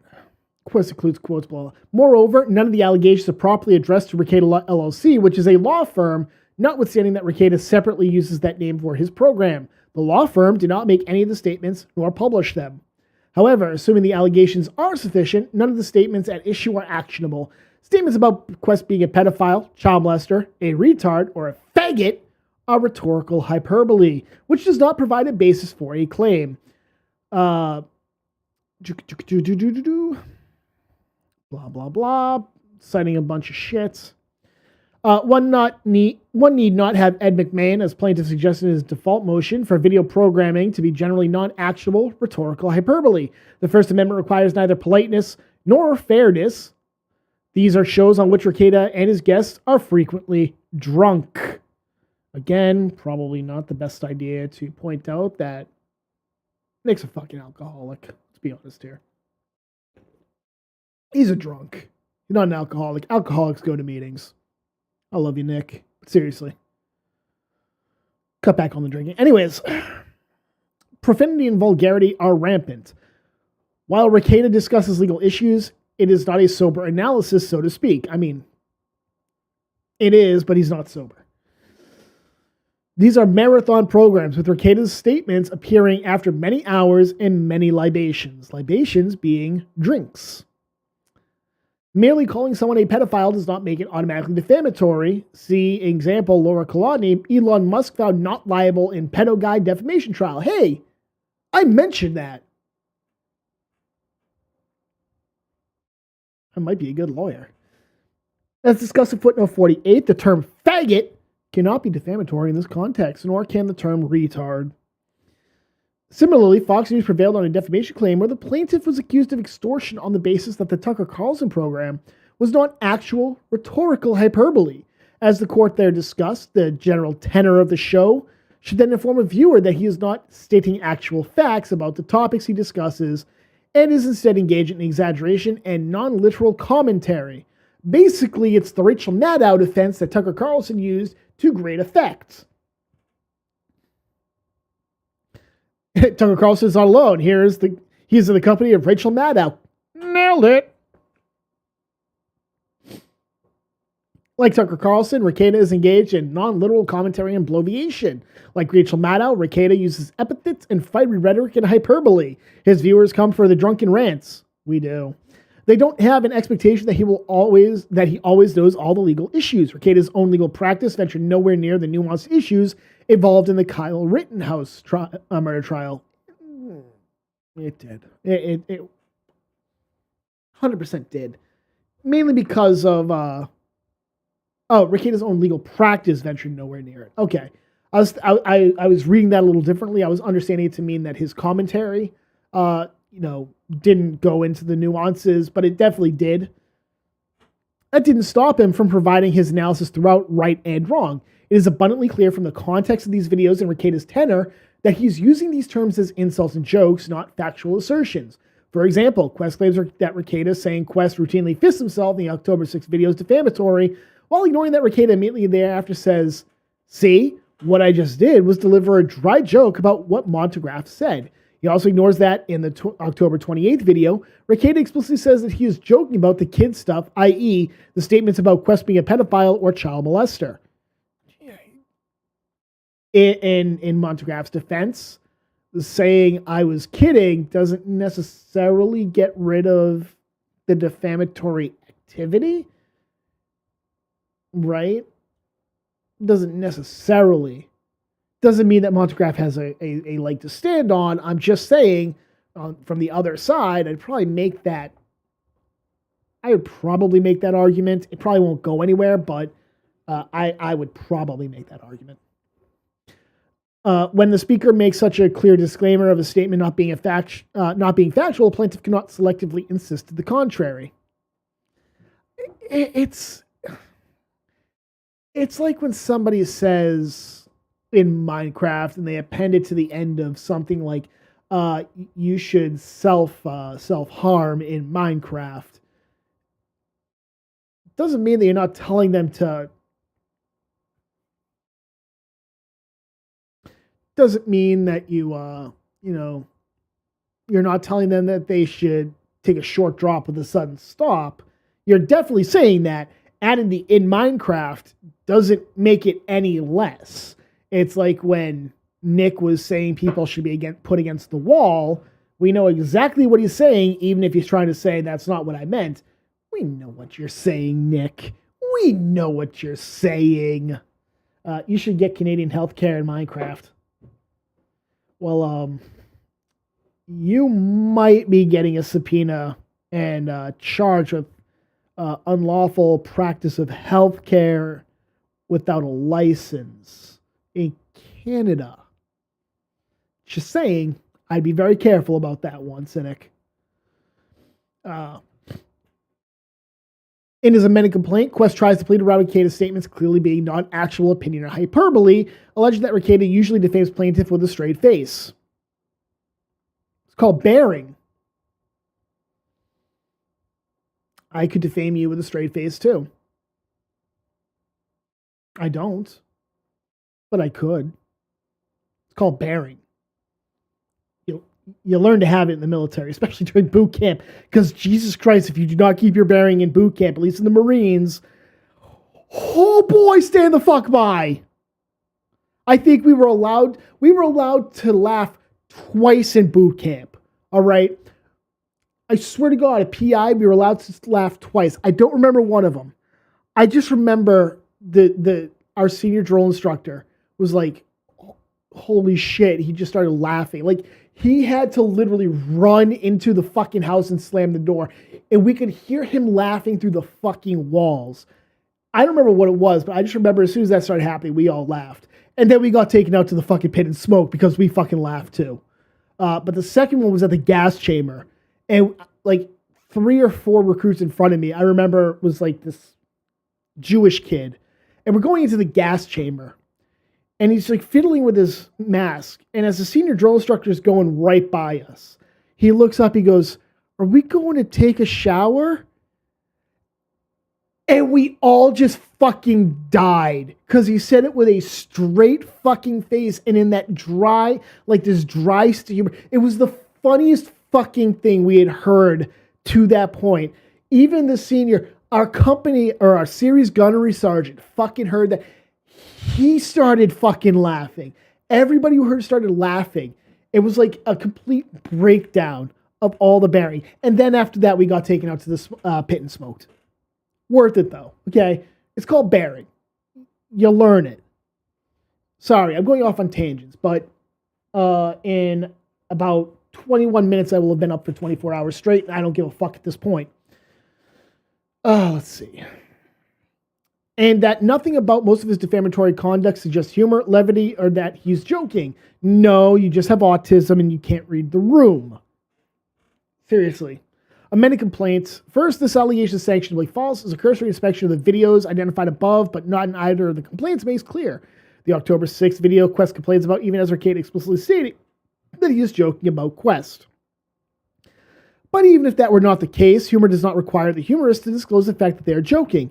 As The Onion expertly articulated in a recent amicus brief before the Supreme Court, satire outright requires that a humorist make jokes and absurd statements with a straight face.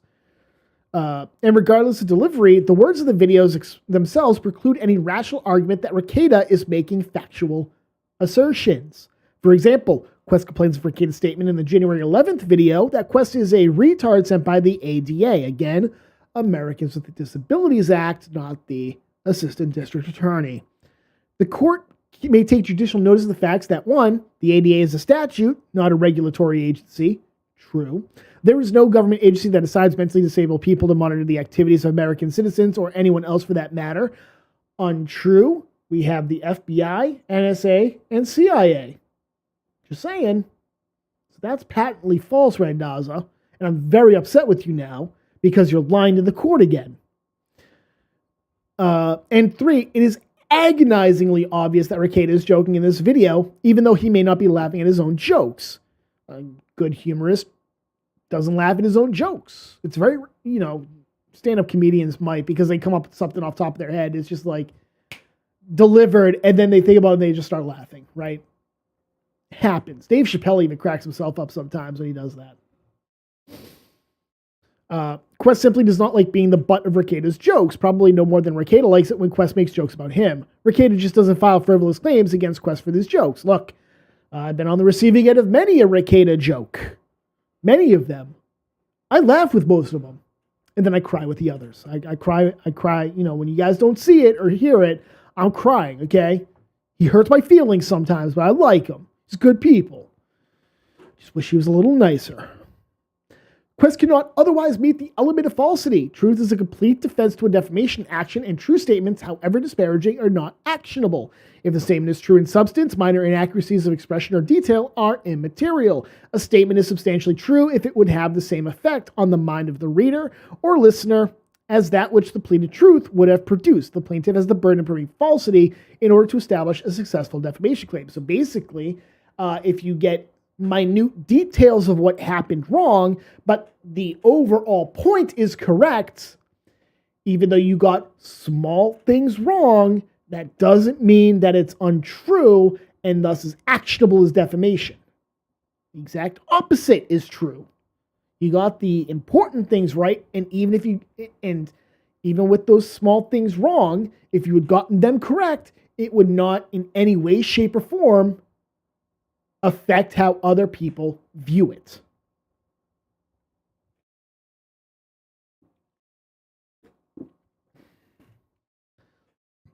A simple review of the videos produced by Montegraph would lead any reasonable person to find plaintiff certainly has pedophilic tendencies. Do not make the court watch this shit. I would rule against you if you made me watch that shit. I'm just letting you know.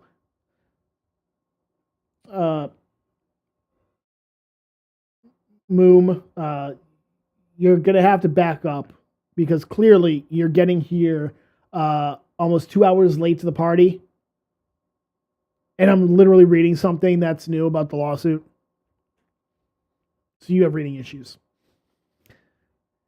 For example, in the Little Piggy and the Umbrella Man video, Quest, as the star and director, repeatedly threatens a child with rape. According to Montegraph, that was not a child. Just looked like a child. Look, Australia has minimum cup sizes for porn actresses. And the reason is that they don't want to go down a slippery slope of child porn. They don't want to deal with it. That's why they do it. They don't want them to look like children. Might be a reason. Essentially, all of the numerous commenters who have weighed in on this video have noted that it has, at a bare minimum, very troubling undertones of sexualizing minors. Should the court be required to watch Nick Stream and the Umbrella Man videos? The sadist in me says yes. No, sadist is going to win this one. Yeah, court should be required to. Fuck you, judge. Respectfully, Your Honor. Essentially, all of the numerous commentators, blah, blah, blah, plain and simple, Quest has a shocking history of sexualizing children, which is part of his pre-existing reputation. Even if Quest never had a young male's penis in his mouth, and Rekieta provided his audience with all the precise details, they would come away believing that calling a Quest a pedophile is a fair comment. If the court watches the Umbrella Man video, they might sentence Monty to the chair. And Nick and Randazza for making them watch it. Monty gets the chair for producing it. Nick gets the chair for making them watch it. And I can't fault the court for that. Quest insists it was defamatory to say he had sex with a watermelon, but this is a substantially true statement. Since at least 2019, there's been a video of Quest available online showing him poking holes into a honeydew melon.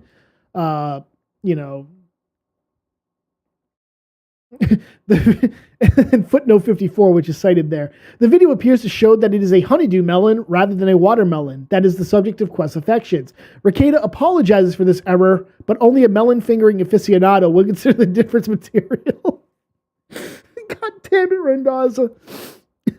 Placing a wig on the melon and then enthusiastically digitally stimulating the melon.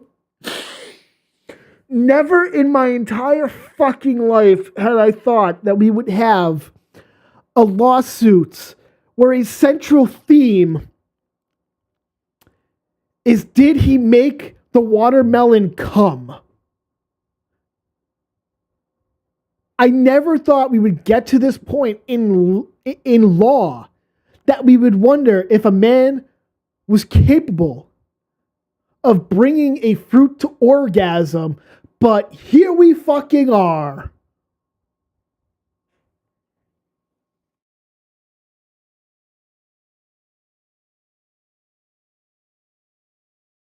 I love the law. At least when retards are dealing with it, which, that's kind of me, so whatever. Quest maybe quibble about whether digital penetration of a watermelon counts as having sex with one. I mean, rape laws tend to consider digital penetration rape, but hey, we're quibbling at that point. But Rekieta's statement is at the very least a reasonable characterization of this video, although as noted, it does appear that it might be a honeydew and not a watermelon. Point is, you raped the produce. Montagraph is not allowed within 5 feet of a farmer's market for a fucking reason. Finally, Quist claims it was defamatory for Rekieta to say he made a snuff film involving minors. This, too, is a true statement. His Little Piggy and the Umbrella Man video shows a child tied up in a basement while a masked man makes threatening and sexual comments about her. Near the end of the video, the masked figure says, "It's time for you to have your lights turned out," followed by the child pleading for her life, the screen going dark, and the sound of a gunshot. Quest can disagree with whether this meets the legal definition of a snuff film. Rekieta does not contend anyone actually died in filming, but it was very much shot and composed like one, and numerous other online commenters have referred to it as one. Defendants did not publish with actual malice. Quest is a public figure. There are 3 categories of public figures: an involuntary public figure, an all-purpose public figure, and a limited-purpose public figure. An involuntary public purpose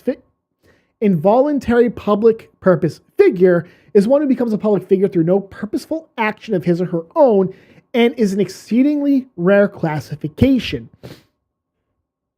So, say you do nothing, right? You literally do nothing, but then you become the poster child of, say, gun control or something like that, right?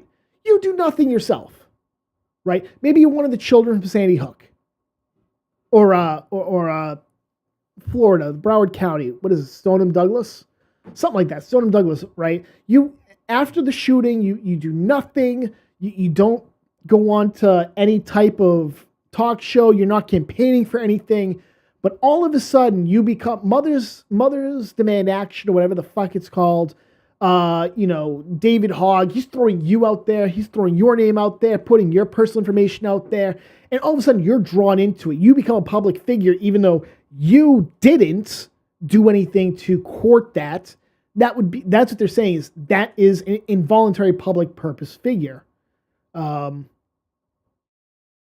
It's exceedingly rare. Generally, if you want to be a public figure, it's because, if you are a public figure, it's because you in some way incited that.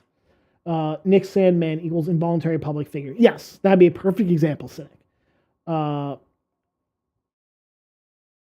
Your live stream came up on my recommended. It's nice having new people to watch. You have chosen very poorly.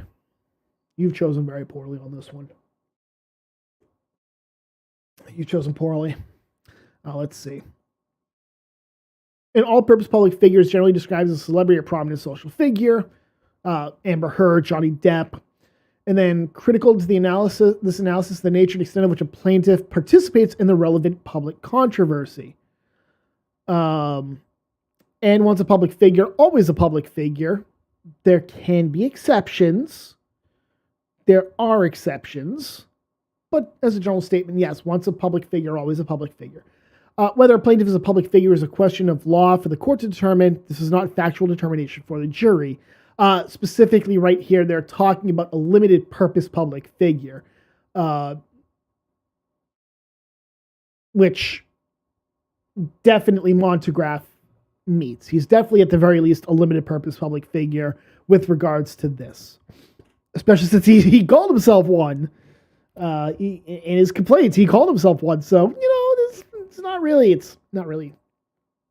up for debate at that point. If the plaintiff's going to say, yeah, I'm a public figure, defense is like, hey, he wants to go with that. Okay, now he has to prove actual malice.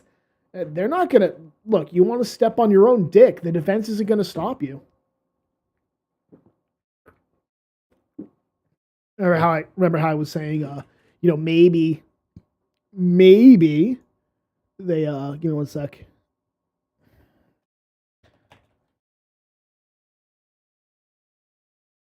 Okay, so I just got a response. I'm not getting that ethics complaint yet. Can't get a copy of it just yet. Anyways, so limited purpose public figure, basically Kyle Rittenhouse, I guess you can, although you can make him as a general purpose public figure. Point is that Monty has said he's a public figure. Defense is going to be like, hey, we'll stipulate you're a public figure. Now prove actual malice. Make your job harder. Make our job easier. They're not going to stop Monty at that point. Quest has trade names and is an entertainer, artist, and a producer. He invites critique and commentary, therefore, as to his public works of art. No, he wants nothing but praise. He does not brook commentary or criticism. He wants you to call him the smartest person around, the next Terry Davis. He wants you to just heap praise upon him, even though he is, as a matter of fact, retarded. In fact, all of the statements at issue referred to Montegraph. If plaintiff suffered any damages, it was through his well-known nom de plume, and it would have to be sufficiently well-known to devolve to Quest's real name. But generally, the damage was allegedly done to his public persona, which has public figure status on account of his filmmaking career. Again, limited purpose, I could definitely understand. There's thousands of followers and over 1 million views on YouTube, and the years-long online discussion of Quest and his bizarre and troubling behavior. By Quest's own account, third parties have been publishing videos about him and his Montegraph name since 2010. Because Quest is a public figure, as noted above, he must show that the defendants made the statements with actual malice. Even if Quest were not a public figure, he would be required to show actual malice because, as explained in Section 321, Rekieta's alleged statements were in connection with an issue of public concern. Actual malice for these purposes is not about ill will. Rather, it means that the statement was published with knowledge that it was false or with reckless disregard of whether it was false or not. In this context, reckless conduct is not measured by whether a reasonably prudent man would have published. Instead, the defendant must have made the false publication with a high degree of awareness of probable falsity, meaning that you had reservations, you thought it could be false, but then you decided to publish it anyways, despite having those reservations. And, I've done that in the past. You can make an argument that I met the actual malice standard when it came to JMK. I was proven right later on, but that's not the point. He could have made that argument, and I concede that he would have had a case at that point. I would have had a case. There's one guy that I have beef with who lied about some information, gave somebody else's information. Had I run with that, which I could have, the person apparently shows up on a registry. I could have thrown that out there and said, have fun, and let him deal with it. But I had reservations about it. And so I didn't. Amazing, isn't it? One, that I can learn from my past mistakes, but two, I can do some due diligence, whereas this retard couldn't. That's neither here nor there. It's neither here nor there. Woosah. Fucking woosah. Instead, A plaintiff can establish actual malice if the defendant entertains serious doubts, blah, blah, blah. Ill will and bad motive toward the plaintiff are not elements of actual malice. Mere evidence that a media defendant did not investigate properly does not rise to the level of actual malice. So say you missed something in an investigation for a story that you were doing that would have turned things on its head. Say you said that this guy was a pedophile, and then you missed something. You missed it in the investigation. It didn't come up at all. You didn't know about it, right? But you get sued, and then you bring it up. Well, I didn't know about it. It wasn't brought to my attention before. The court is going to look at that and go, well, if he didn't know about it, then it's not defamatory. There's no actual malice there. He didn't know about it. Nobody brought it up. He didn't know about it until this point. And you have to overcome that. You have to show that he either knew about it or it was very easy to find out about it.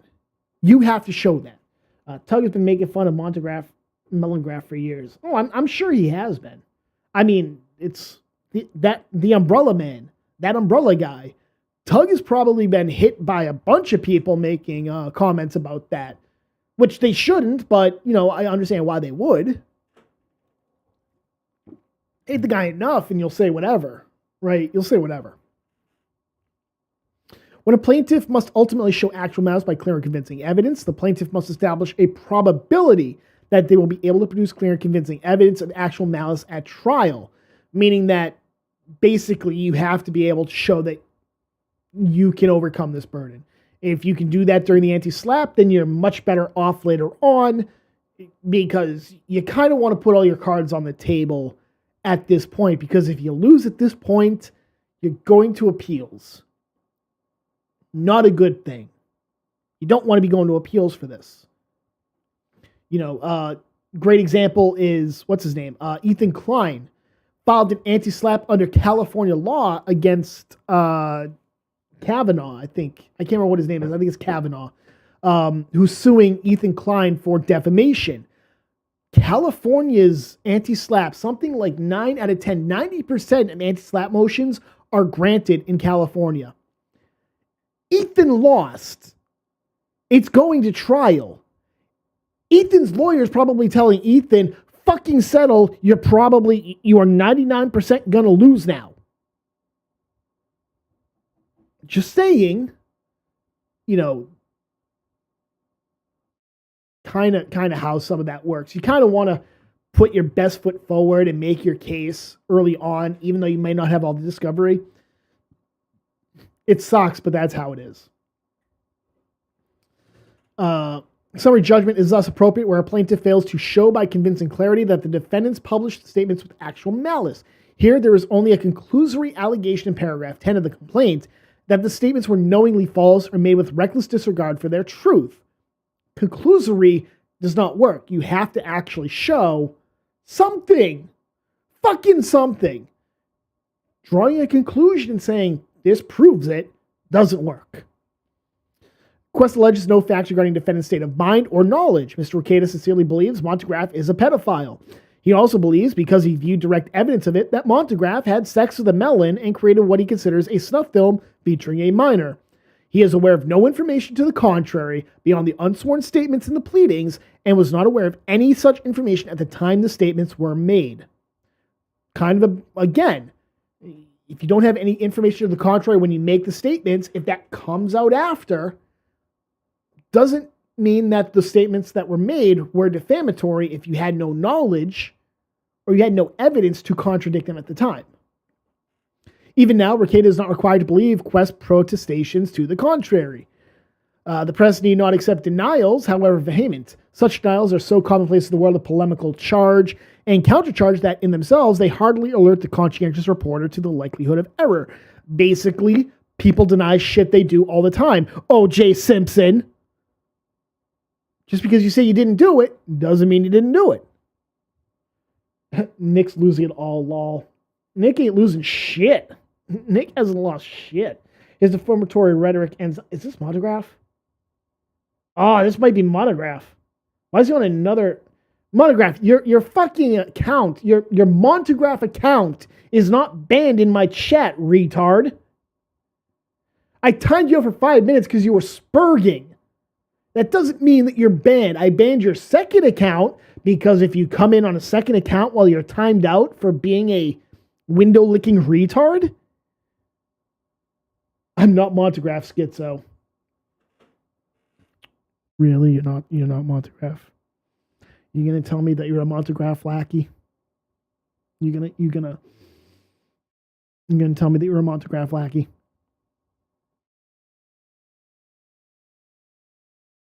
You gonna tell me you're a Montegraph lackey?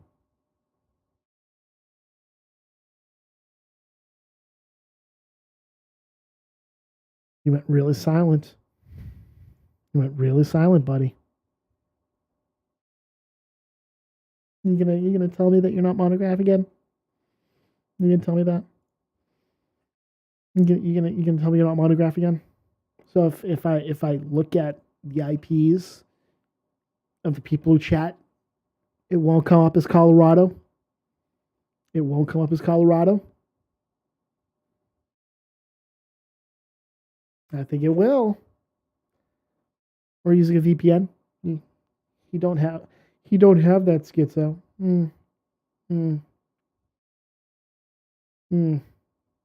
Monograph, calm down. Go take your lithium or whatever your psychiatrist prescribed for you. Okay, buddy? Go take whatever your psychiatrist prescribed for you. You know, God, I hope you don't have any pets. You're probably raping them too. That's a joke. That's a joke. We're going to finish up this because we are on page 26 of 31. We're almost done. This, by the way, is how you write a motion. Monograph's attorney, take notes. If you match post IQ, it'll be in the 70s. Matching monograph, probably. That's very generous to say 70s. Simply put, Quest has no evidence of actual malice, let alone clear and convincing evidence. Additionally, because Quest is a public figure, he must show actual damages as noted above. Although he generically pleads lost income, wages, and money, he pleads no specifics and offered nothing in support of his default motion. Neither can Quest actually prove such damages. He suffered no quantifiable harm on account of Rekieta. A plaintiff's reputation with respect to a specific subject may be so badly tarnished that he cannot be further injured by allegedly false statements on the subject. Libel-proof. Rekieta's statements did not come from out of the blue. Quest's reputation was already in the gutter. That's putting it very generously. Thus, the anti-slap motion should be granted and summary judgment awarded to defendants on the defamation claim. Plaintiff's IIED claim is meritless. No, that is not some kind of improvised explosive device. That's intentional infliction of emotional distress. We're not terrorists here. Most of us aren't terrorists here. Quist claims defendants are liable to him for intentional infliction of emotional distress. The elements of an IIED claim under Colorado law are the defendant engaged in extreme and outrageous conduct, recklessly or with the intent of causing the plaintiff severe emotional distress, and causing the plaintiff severe emotional distress. He already has a bad reputation, so I can claim he's a pedo. Bullshit. I mean, considering that quite a few people over the past decade have called him that, because there's been many pages of discussion over that video. The one where it's essentially a snuff film and there's definitely sexual undertones towards someone who looks underage. Yeah, that's actually something that applies. Yeah, it's okay, Monty. It's okay, Monty. In fact, you know what? I'm tempted because you're on a new account.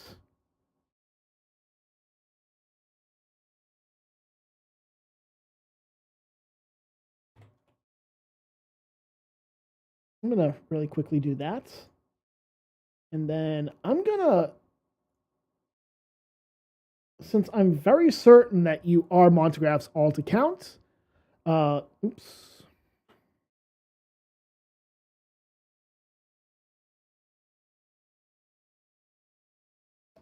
I'm going to come over to here, put that there. All right. All right, we're good. All right, so cause the plaintiff severe emotional distress. Conduct is actionable if it is so outrageous in character and so extreme in degree as to go beyond all possible bounds of decency and to be regarded as atrocious and utterly intolerable in a civilized community. The threshold issue of whether a plaintiff has alleged sufficiently outrageous conduct is a question of law, and the court must consider the totality of the defendant's conduct in doing so. A defendant's conduct will only be found actionable in the most extremely egregious circumstances. Coors Brewing, blah, blah, blah. For example, the court in Floyd found that instructing an employee to conduct an illegal undercover narcotics investigation, laundering money to fund an investigation, and then firing the employee as a scapegoat to cover up their involvement in criminal activity was not sufficiently outrageous to support an IIED claim. What? That's like... What?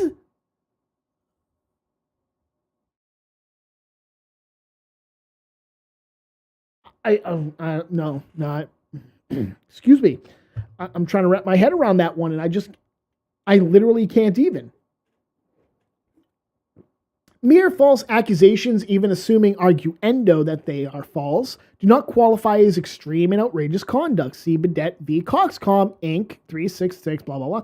Arizona courts of blah, blah, blah. We don't care about that.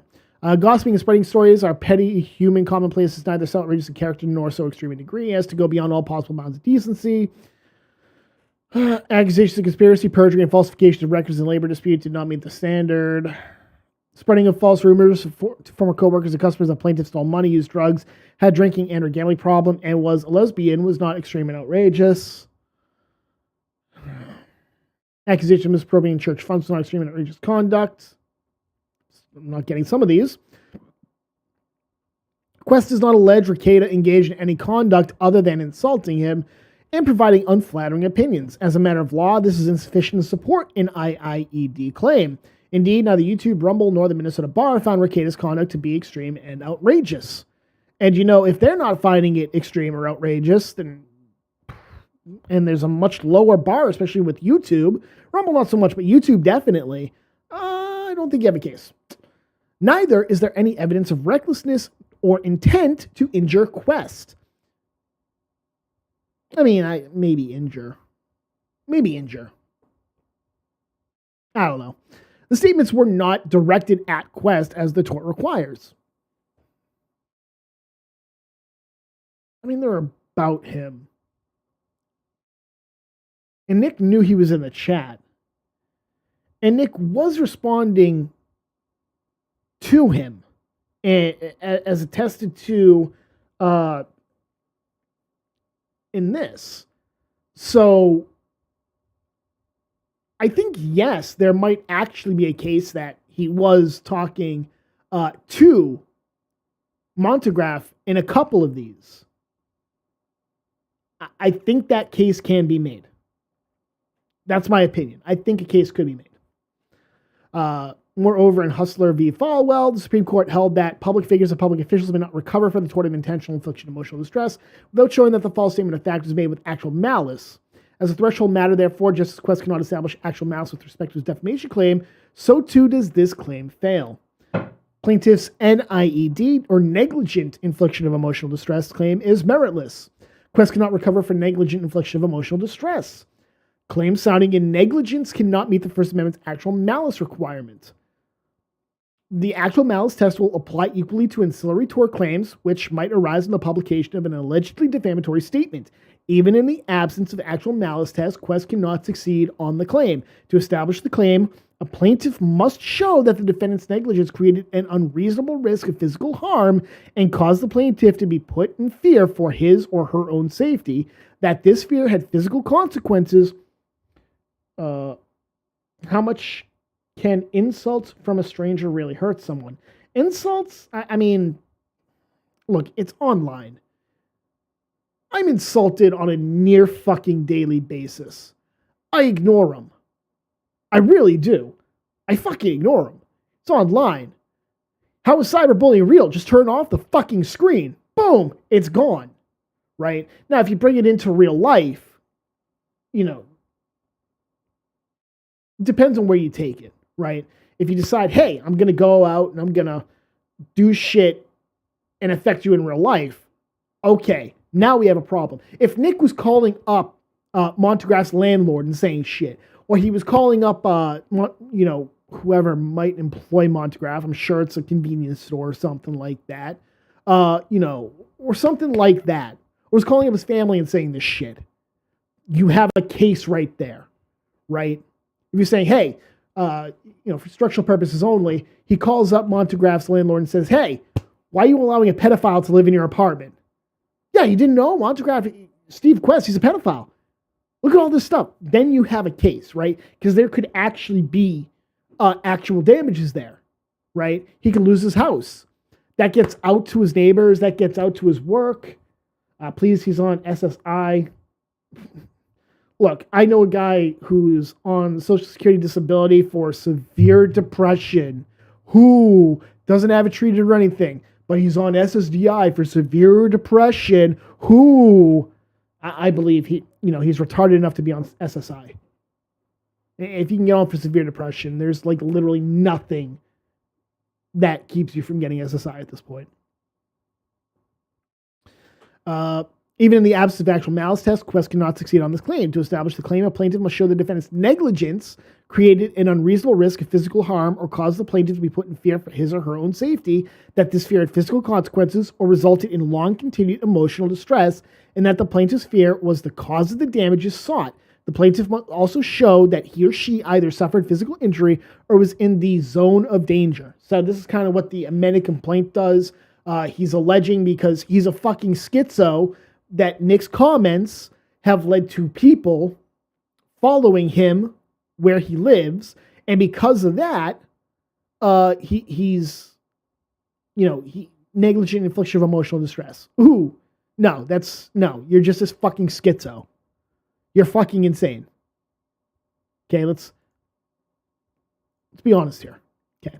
The wrongful conduct plaintiff identifies for this claim as defendant's failure to act, redact, apologize, or attempt to withdraw defamatory statements and suggestions that plaintiff should be killed.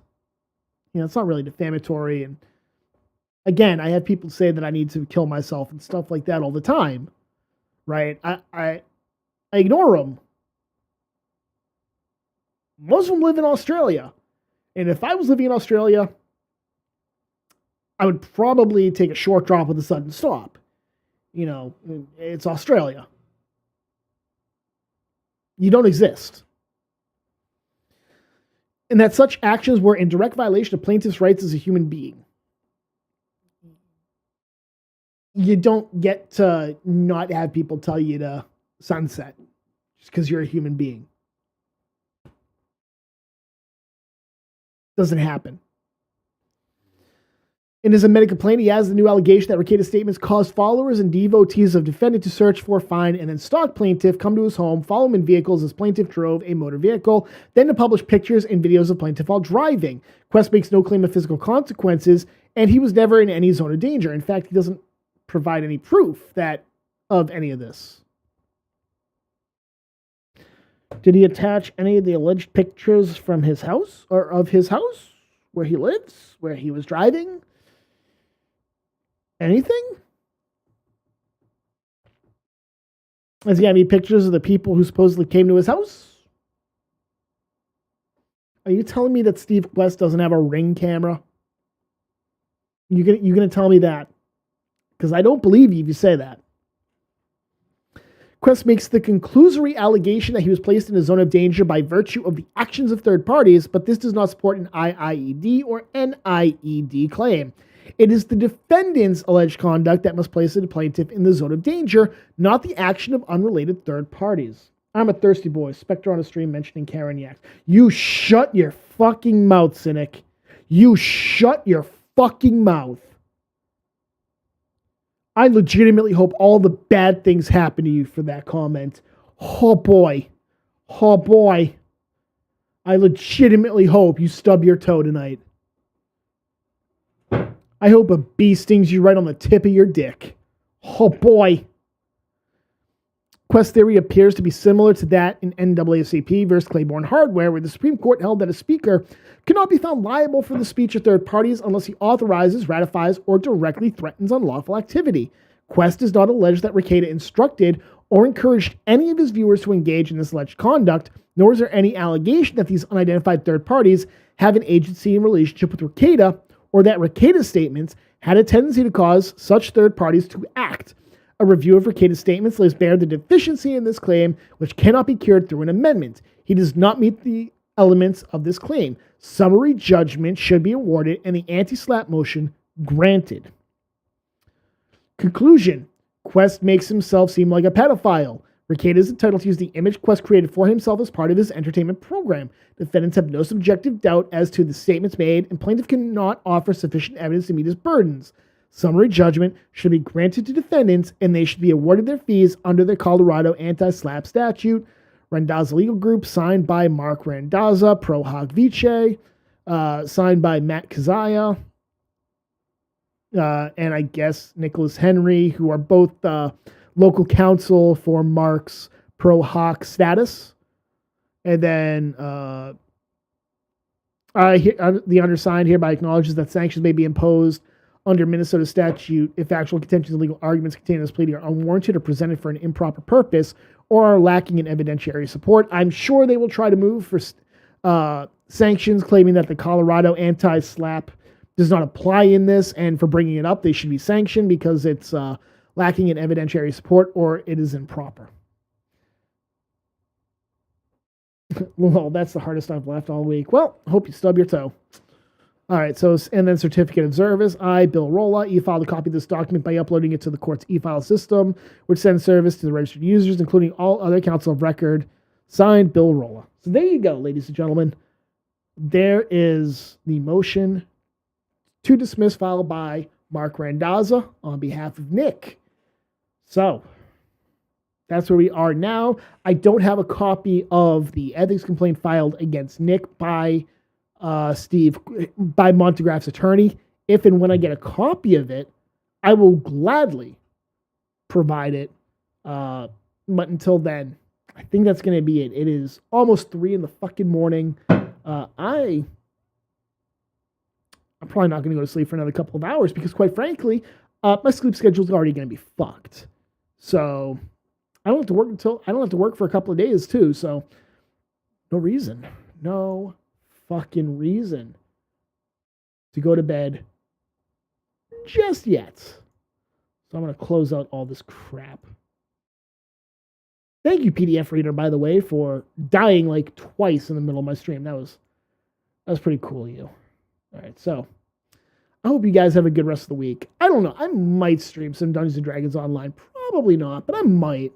So until then, guys, have a good one. And if there's anything that comes up for the Karen Marie Acts or Rekieta lawsuits, I'll definitely be covering them. So enjoy the rest of your day, guys. Enjoy the rest of your week. It's supposed to be getting nice here, and I hope it gets nice wherever you guys are. So enjoy it.